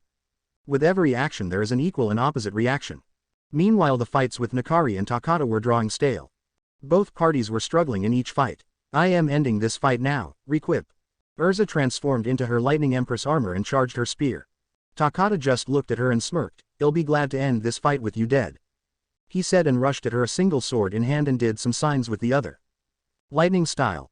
Volt Surge. 7. His offhand charged up and he ran to clash with Erza and put his hand on her, sending the electrical current to her body.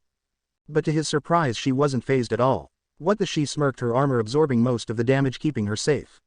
His confusion was enough time for her and she landed jab to his throat and kicked him in the stomach. Aiming the lance at his chest she had her target. Lightning Beam. Being unable to react, Takat was hit at the heart and he fell. Meanwhile the match between Kakashi and Hikari was way too drawn out. Kakashi was keeping up with Hikari while Hikari tried to speed up. They weren't sure how long they could continue and Kakashi noticed Zabuza was prepping something. As they went on, a mist slowly engulfed the two and they were lost. The hidden mist jutsu, huh? Nakari closed his eyes and stood still. Slowly he could hear it, tap, tap, tap. Rolling to his right he dodged Zabuza's sword and unleashed another wind style. Great breakthrough. Zabuza was knocked back and the mist cleared. Nakari and Kakashi were across from each other, and in the middle of them was Zabuza's sword. Kakashi pulled a kunai and ran for the sword. Nakari also ran, hoping to reach it first. He did, but what he didn't account for was Kakashi going the other way and hitting him with an explosive tag. Son of a bitch. As it blew he was knocked away and saw another explosion. The one with Naruto and Hikari. Their punches clashed and explosion resulted in the mix of the two. Smoke filled the air and surrounded them. No one could tell what happened. It was apparent however that the two were severely beat up but still standing. Naruto's clothes were torn and tattered while Masaki's were burned and singed. Why you leave think you're so good, you have everything. I lost it all, my family, my son, but trying to return to them was seen as a crime. She screamed out in rage. She looked around and saw Nakari injured from the explosive tag. She didn't want to lose her husband. I don't have time for you. She ran through the hand signs in tears. Fire style. Blazing barrier 8. She blew out a white flame that made a sort of firewall and rushed for Nakari to get there before anyone else could. Nakari, stay alive. She begged him but he was weak, he needed assistance. He smiled weakly at her and he nodded. What happened next no one expected. Erza came to use a slight healing spell just to keep him from death. She looked up ready for a fight but noticed Erza. Sakana, is that really you? She asked and Masaki looked up wide-eyed. She hadn't been called by that name since she left Fury. She nodded and knelt down. I thought I would never be able to get back to Fury. I was afraid I would never see Natsu again. When I heard of the scroll of sealing and that it might send me back I had to try. She told Erza as she looked down on Nakari. When I met Nakari, after we got married I followed with him as he went down this path. She said in a short confession to Erza as the latter just watched on. Nakari weakly opened his eyes, he was on his deathbed. Masaki, why you're alive, he said as he erupted into a fit of coughs. She saw a pretty deep gash on his side along with scorch marks on his body. It was clear he wouldn't leave from this without some sort of miracle. Hell live, but I am not sure for how long without medical attention. Erza said and backed up from them to give them their time. Nakari laid with smile on his face. Masaki was in tears. She was going to be alone, but she knew her husband would always watch over her. Go find our son. As she got ready to surrender but as she did a faint clapping started that eventually got louder. Naruto and his team with Haku were watching over Hinata and the bridge builder, while Team 7 was, well, Team 7. But this grabbed all of their attention. Kill a few brats and the builder, how come nobody can do one goddamn job? A short stout man with glasses and a cane was seen behind a small army of bandits. Gato, what do you want? Masaki shouted at him and he laughed. My security deposit since you couldn't do your job, even though I would have killed you anyway. But all that changes now. So I'll be taking the head of the bridge builder, also save the women, I could use some enjoyment in my free time. He said, standing triumphantly behind his army. This would be Gato's last mistake he made in his life because what he didn't expect was to be facing an already pissed of Naruto along with Hikari. If Erza and Zabuza were hell then Naruto and Hikari were the deepest circle. You did not just say that. Naruto shouted as he unleashed another sword. He was still beat up, but Hikari's healing would help for the slaughter. Now dual wielding. He turned to face the army with Hikari by his side. Yes I did, brat, come and try me. The taunting Gato had done sent Naruto over the edge and Naruto was pissed. He put both swords down and looked directly at Gato with a ki so strong that it struck down Team 7 and stumbled his own. Naruto and Hikari then ran at the army crossing each other in a zigzag pattern and slashed through the army. Getting to the middle they held a formation, their backs facing each other ready for an attack. While the others looked on, Erza had readied her sword but noticed them and stood back. There's no stopping them now, she said to Zabuza who looked confused among tired from the fight. As Kakashi and Kurenai joined them they noticed the two students as well. What are they doing? They'll get hurt. They can't fight all of them at once, she said but Erza denied the motion. That's their own kenjutsu style called the Uzumaki Yin-Yang blades. Dangerous on their own, deadly when together. It specializes in being a team fighting style of offensive and defensive fighting. Just watch. And just as she said, an offensive and defensive fighting style for each partner was played out. Eventually they managed to get to a stop and Naruto made a chakra-powered jump and landed in front of Gato. This made the stout man back up with fear as he tried to move away. And no, don't kill me, I can give you anything.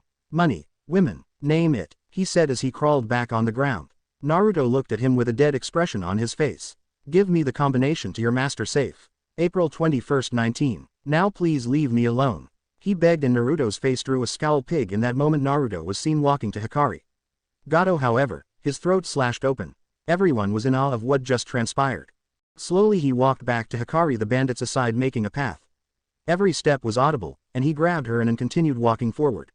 Once he reached the front of the crowd, they turned around and looked at the remaining bandits. "Leave now or we'll finish you off," Hikari shouted to them all, her ki so strong that it turned her eyes. The bandits ended up falling back to Gato's base.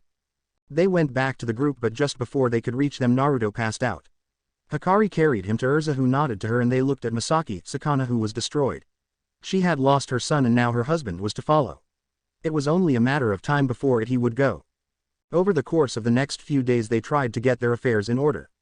Sakana had a few more hours with her husband. What she was afraid of was him not going to be able to make it.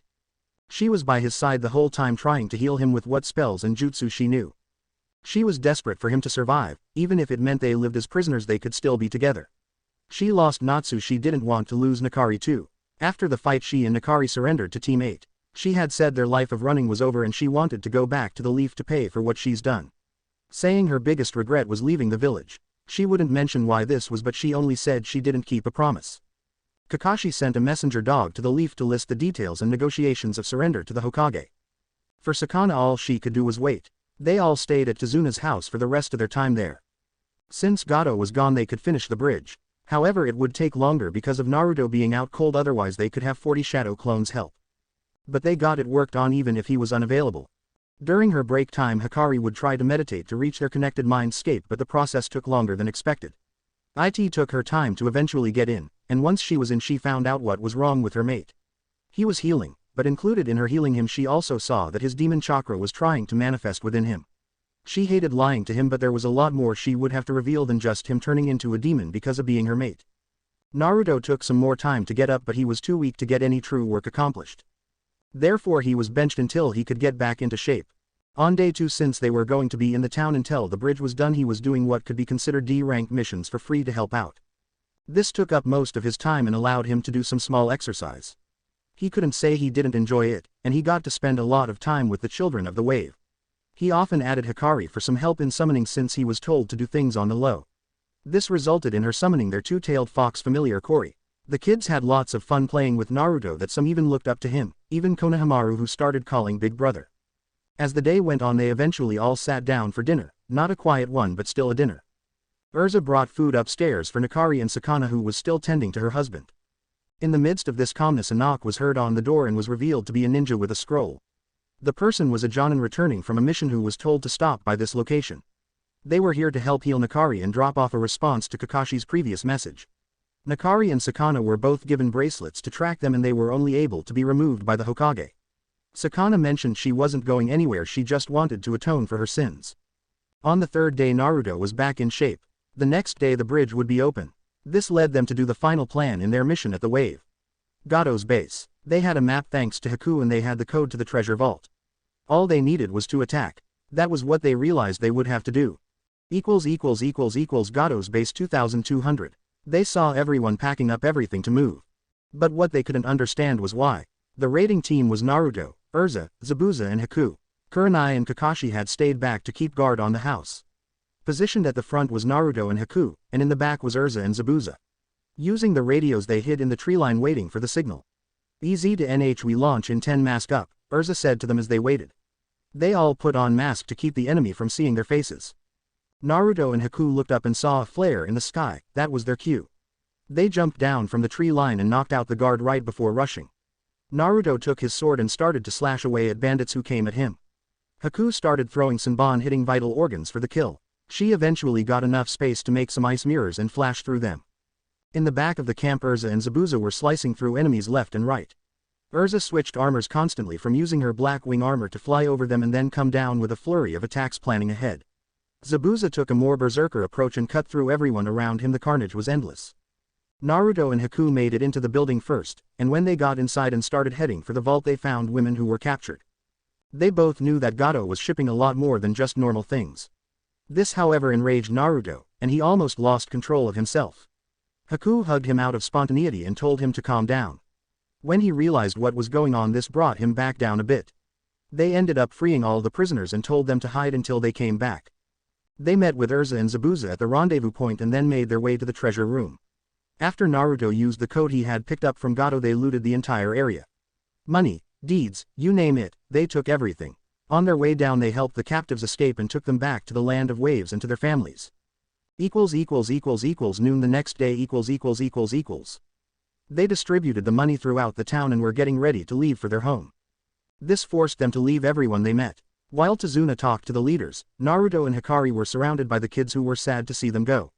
As they said their farewells, Naruto felt a tug on his pants leg. He looked behind him to see Inari pulling on him. "Are you really leaving, Aniki?" he asked with tears in his eyes. If Naruto knew one thing to help, it was a hug. He embraced the boy who saw him as an older brother and ruffled his hair. "I didn't say goodbye, Inari. I am not leaving and I haven't left. My mom always told me never say goodbye. If you don't say goodbye then you aren't really gone, you're just aren't here right now." He smiled and stood up. "Write to me in the Leaf Village, okay?" Naruto said, and Inari nodded to him as response. As they all said their goodbyes, they were all given extra money to cover for not originally paying for an A-rank mission. Teams 8 and 7 along with Zabuza, Haku, and Sakana, who was carrying Nakari, headed back to the Leaf Village. Hidden Leaf.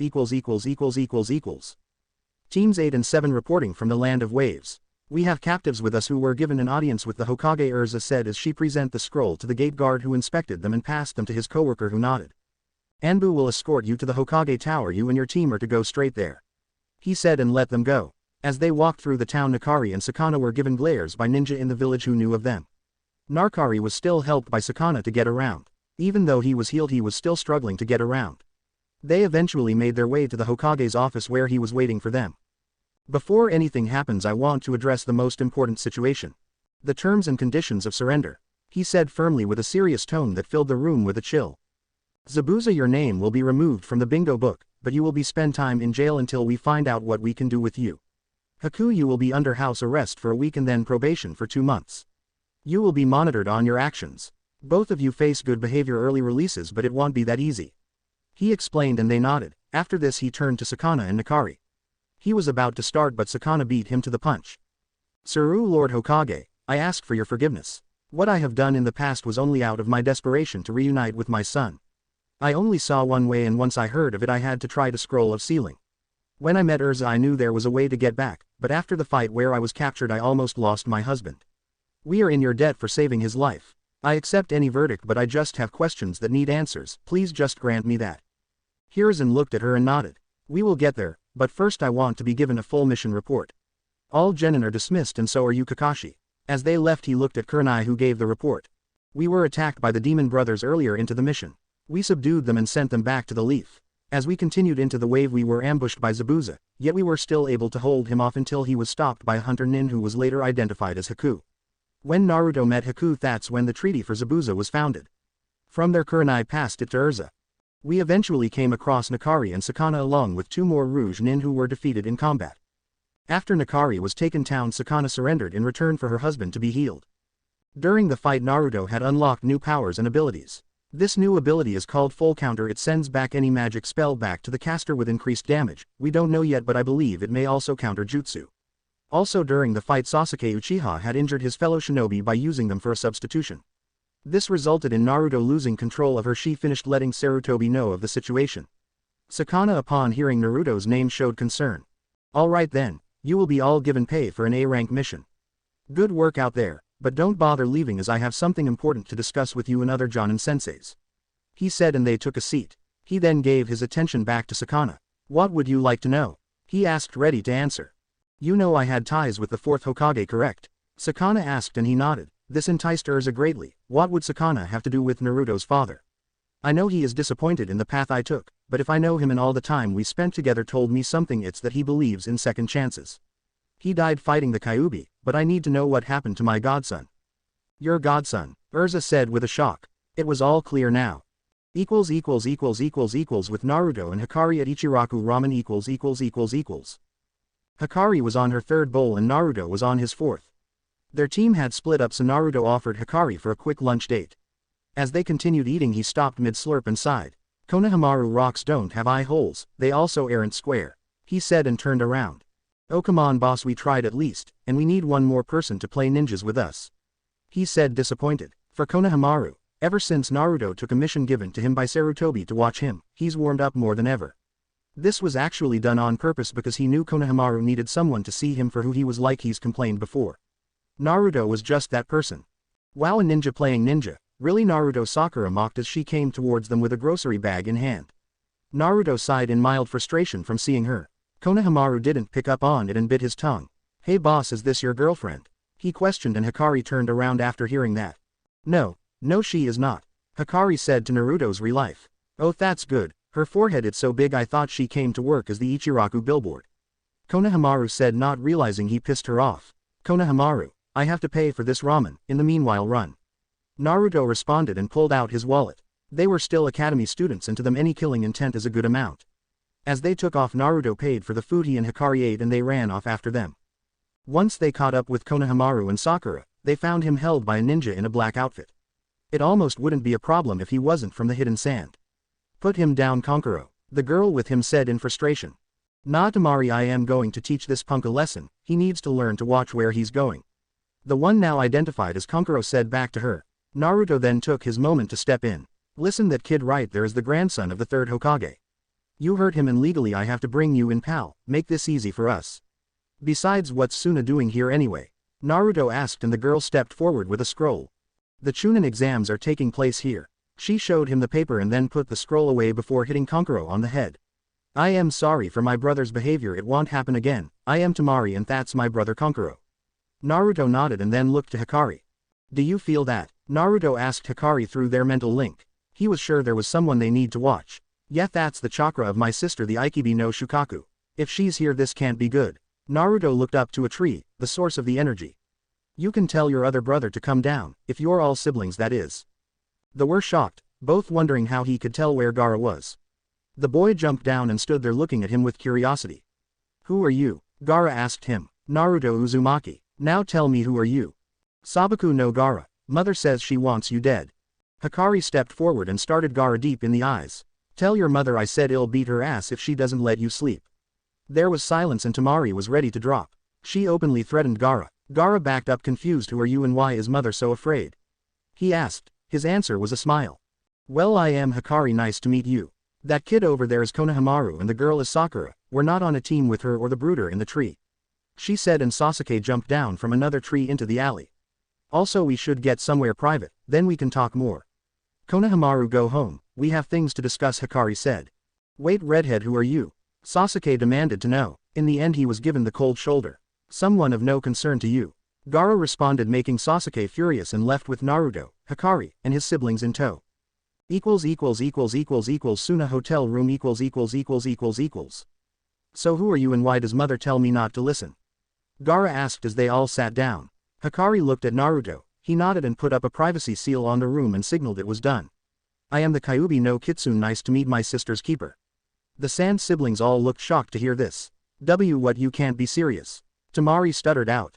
As a heart attack, I know that your brother is my sister's Jinchuriku because not only does he have the marks of the Shukaku but also I can sense her chakra. So I am going to do what I did with the last time she took a vessel.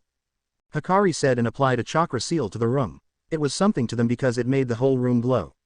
Running through hand signs, she put her hand on his head. Shukaku, come out now. Her voice took a dark overtone as if she was in her demon form. Red chakra engulfed her and she donned her 9 fox tails and her 2 ears. Both orange with a white tip. Gaara then felt drowsy but still stayed awake. Sand then started seeping from Gaara's container and it swirled into a mini twister until a person formed. When the twister dropped, a girl, slightly shorter than Hikari by a few inches, appeared.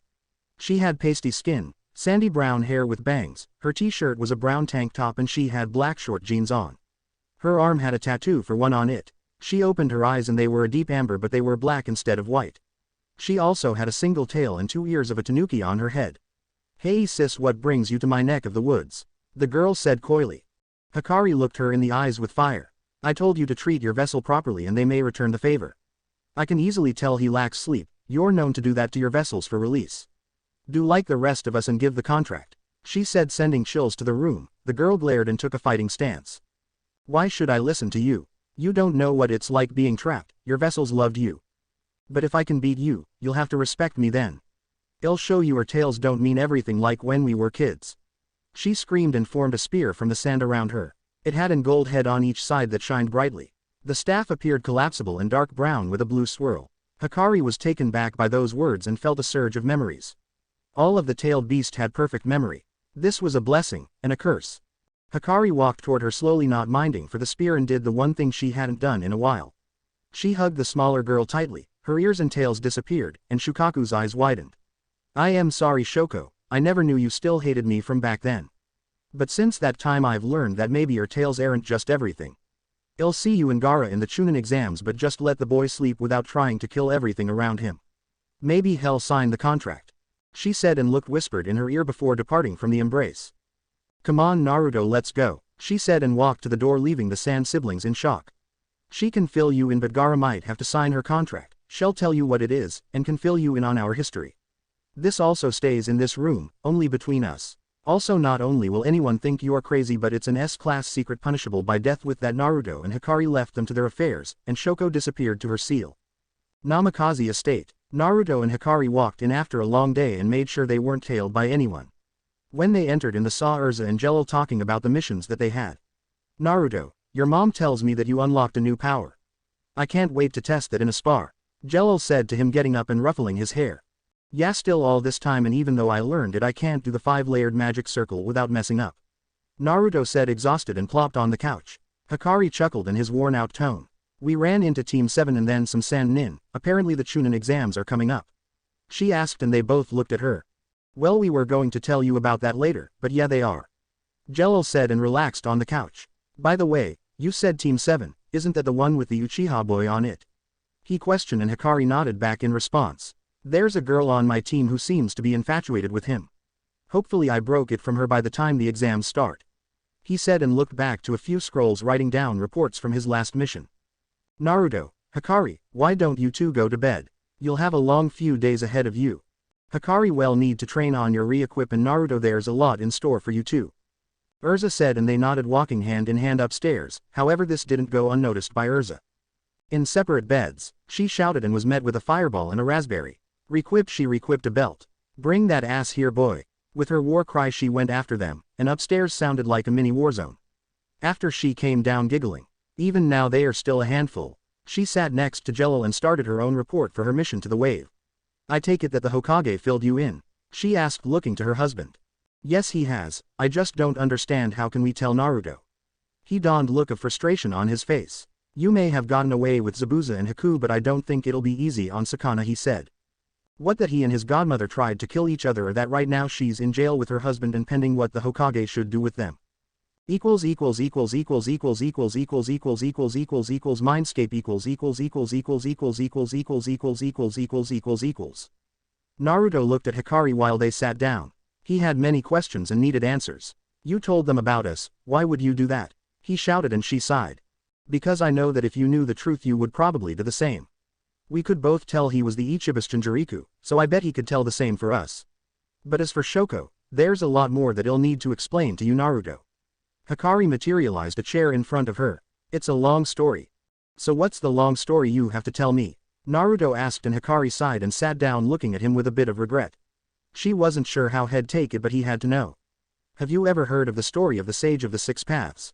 She asked him, and he seemed to ponder the question. Yeah, why? Naruto responded, and she looked down in remorse. Well, here's the real story. Lore story jutsu . Way back before the time of Shinobi, there was a man who was said to be the god of Shinobi. This man was the Sage of the Six Paths. He gave the power of chakra to the world. He also had brought the tailed beast into existence. He soon after became very weak and ill from doing this. The tailed beast saw him as our father, and we were very thankful. Of all my siblings, I was special to him as I was the Ninetails, but I was also the most naive. I saw our tails as our power, and I saw myself as being the best. It wasn't until my second Jinchuriku I learned that was not true. My first vessel was the first Hokage's wife, my second was your mom, Naruto. She had taught me how to interact with humans, as I hadn't done that before. I was just angry and filled with rage, but she helped me. I then saw the errors of my past and felt regret. It took a few months before I was ready to talk again, but she always visited the seal to come and meet me. After a while things had changed, and eventually she had signed the summoning contract for foxes. Over time I had felt true regret in my ways, but I always hoped to fix it. I was one of the last of my siblings to be sealed. And my sister Shoko was one of the first to be sealed. At one point we gave her the advice of not forcefully taking control of her host, but she refused to listen. This led to some humans being more hostile. I just hope she takes my words to heart. This is the story I know. End lore story . Hikari sighed and looked at Naruto as she divulged him into some of her past and let him hear her story. The result for her was shocking to him. She was created by the Sage of Six Paths. His mom was her previous vessel. She was created by the Sage of the Six Paths. Hikari, you were created by the Sage of the Six Paths? He asked her. Yeah, what about it? She didn't understand where he was going with it until his face changed to show how hard he was thinking. Doesn't that make you like, super old? Naruto would soon regret that question. Hell hath no fury like a woman scorned. You idiot. Even in the mindscape a chakra-powered punch was a chakra-powered punch. That's not what I wanted you to pull from that, Naruto. She shouted as she punched him into the wall. He got up groaning and disoriented. Looking around he noticed that it was about 3 a.m. in the morning and shook Hikari awake. You punched me so hard that I woke up. He told her and she had no response but to blink twice. Well shit. Next morning training ground 8 . Team 8 was waiting by a pond at their training ground waiting for the day to start and enjoying breakfast thanks to the wonderful thing called pre-preparation and Hinata's surprisingly amazing culinary skills. As they waited for their Jonin senseis to arrive they had started to wonder about what they would do today. Maybe more D ranks. After that last mission I don't think we'll get to go outside of the village anytime soon. Hikari said as she leaned against Naruto while they relaxed. This caused the blonde to almost lose it. No, if I have to catch Tora the cat one more time then we're getting the fire daimyo's wife a new pet. He shouted with fire burning in his eyes and started to grumble about cats and foxes. This left his team to a sweat drop as they looked on disapprovingly. As they chatted, eventually Erza and Kurenai joined them. The Chunin exams are coming up Team 8, we will be training until next week. Everyone has something they can work on so we'll focus on that. Hinata will work on your reaction time and Byakugan. Shino you could really use some more taijutsu or maybe weapon training. Something more than bugs. If someone has a counter to them then it's all over for you. You two will go with Erza. Naruto, Hikari, you two need genjutsu training. Just because you can't cast one doesn't mean you won't be caught. You're with me, Kurenai said and the two groups split up. As time passed they were exhausted. Kurenai threw every genjutsu she knew and they weren't ready. But now she knew they could tell. Hinata and Shino were sore as well. Hinata was exhausted from being hit multiple times by rubber darts. Shino was trained to his limits in taijutsu with no bugs. After they satisfied her enough, Erza started teaching them some magic and basic level magic creation. Halfway through the day they switched sides, Hikari and Naruto training with their magic and Hinata and Shino training with their family techniques. Once they were dismissed for the day Naruto and Hikari were off to see Gaara to tie up loose ends. Bringing with them a ramen to go for 6. Once they reached the hotel they knew it was about to go down. Inside with the siblings . They watched. There was nothing they could do but, just fucking watch. Temari and Kankuro just sat there watching as Gaara slept and didn't kill everything around him. And while he slept that girl that formed from the sand earlier reappeared and cuddled up with him. He didn't even seem fazed. All he did was stir awake and see her try to get closer. His response was cuddling her like they were a couple. They then fell back asleep. Temari and Kankuro did nothing but watch the whole day. But nothing happened. As they slept on and on, Temari heard a knock on the door and answered. We came to talk, Hikari said, holding up the bag of food. With that Temari let them in to enjoy the show. This is hour 14, she commented on the status of her sleeping little brother and Biju in his bed. Hikari chuckled and Naruto was already digging into a bowl of ramen. So what did you guys come back for?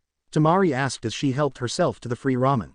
Hikari sat next to her and watched the sleeping pair. We wanted to see the aftermath of what had happened. I wanted Shoko to make the contract but it seems that she might be doing that anyway. She said and Temari looked on at her questioningly. What does this mean? She asked, wanting to know what they would do to her baby brother. While it seemed that Gaara had hated everyone and even disliked his siblings it was actually not that true. Well for Temari at least, when Gaara was younger before the Shukaku took more control she would sing him lullabies. She was really the only person that loved him. It means he could sleep like he is with no problem, she would have more freedom like me, but we also want to see his seal. She said and Shoko started to wake up.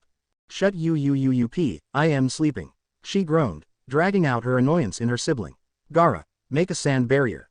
As she asked he did and made a small dome over the bed that they were sharing, this in turn just left them dumbfounded. Naruto looked at Hikari questioningly but she just shook her head and got up. Shoko wake up, Hikari said but nothing happened. Shoko, you need to get up. Still she was met with silence and Hikari sighed. I have cinnamon buns, she said, and the girl burst through no problem. Where? It didn't take long before the girl realized that she was tricked. All she heard go through her mind was a few words on repeat. Congratulations, you played yourself. What do you want, Hikari? She asked and glared at the girl in front of her. She was ready to fight and bring this whole thing to the ground if that's what it meant. She didn't want to be trapped. She started to feel closer to Gaara just by sleeping next to him. There was something here for her. A reason to maybe just start taking her advice. Are you going to make a contract with Gaara? Hikari asked, wondering what this day would be like continuing on. To her surprise, Shoko nodded and looked down. You're right, okay, there I said it. I'll make a contract with him. I can tell you're happy since you've made a contract with your host. I'll make one with mine. I won't try to break his seal either, she said and looked away in embarrassment. Hikari's eyes started to glow and she spoke in a voice that sounded jumbled to them. They hugged it out and she turned and started walking to Naruto. What did you say? He inquired about her new language. Oh, nothing. Just girl talk, Naruto, don't worry about it. She smiled and walked off to the door. Well, see you at the exams. With that they took their leave and headed off to stock up for what was about to await them. 2 weeks later Team 8 had been busting their asses and training as much as they could and were still working on the finishing touches. They had all improved in some way. Hinata and Shino both expanded on what their families had taught them and continued learning low-level magic skills. Naruto and Hikari focused on learning jutsu and working their taijutsu and kenjutsu. Naruto had made use of his father's library to read up on seals in order to try to help fix Gaara's. But he was hitting block after block. He knew of one person who could direct him in the right path but not entirely sure when he would get the chance. Ninja Academy . Time went on, and soon enough they came to the day of the exams. Soon enough Team 8 all met at the academy with their instructors. You should all know that we're proud of you and the progress you've made, Kurenai said, addressing her team. Not only have you come so far but you have also proven that you are more than ready for the Chunin exams. We can't enter in ourselves with you but just know we'll be cheering it on. They nodded and Erza looked at them. You guys went through a lot ever since becoming an official Team 8, so now we want you to do one more thing. Go beyond being just Team 8. A small magic circle appeared above her hand and popped out a box. When she opened it the contents inside were a stamp and ink pad. Naruto and Hikari's eyes widened. Ka-san, you don't mean, Naruto started but Erza looked at him with sincerity. I never let you do this back in the guild because I was too scared. I didn't want my Sochi to go on without me. You were so small back then. But now Naruto, I think it's time. I can't hold on to you forever no matter how much I want to. A tear left her eye and she felt pain but love for her adopted son, who to her was blood as if she gave birth to him herself. She knelt down and hugged him closely. For the rest of the team as they watched it was a lovely sight. When they broke the hug, Jello appeared and put his hand on Naruto's head. There were words that were not spoken but understood. We've watched you progress, Naruto, and we knew this day would come, and Hikari, please join us because you are not an exception to this. We both held you too closely in our hearts. And now that you are here for the Chunin exams, it's time that we acknowledge your strength, he said as they stood before him. I, Jello Fernandez Erza Scarlet, in the name of my status as an S-class mage, decree Naruto Uzumaki, Hikari Uzumaki, Shino Abrum, and Hinata Hyuga members of the guild Fairy Tail. They said in unison and the stamp glowed before appearing on them. For Hinata her marks appeared on her hands, Shino's appeared on his coat and his arm, Hikari had hers on her neck, and Naruto's had appeared on his chest and clothes. Team 8 had now officially become Team Fairy Tail, and nothing was going to stop them now. Not even the Chunin exams. Thanks for watching.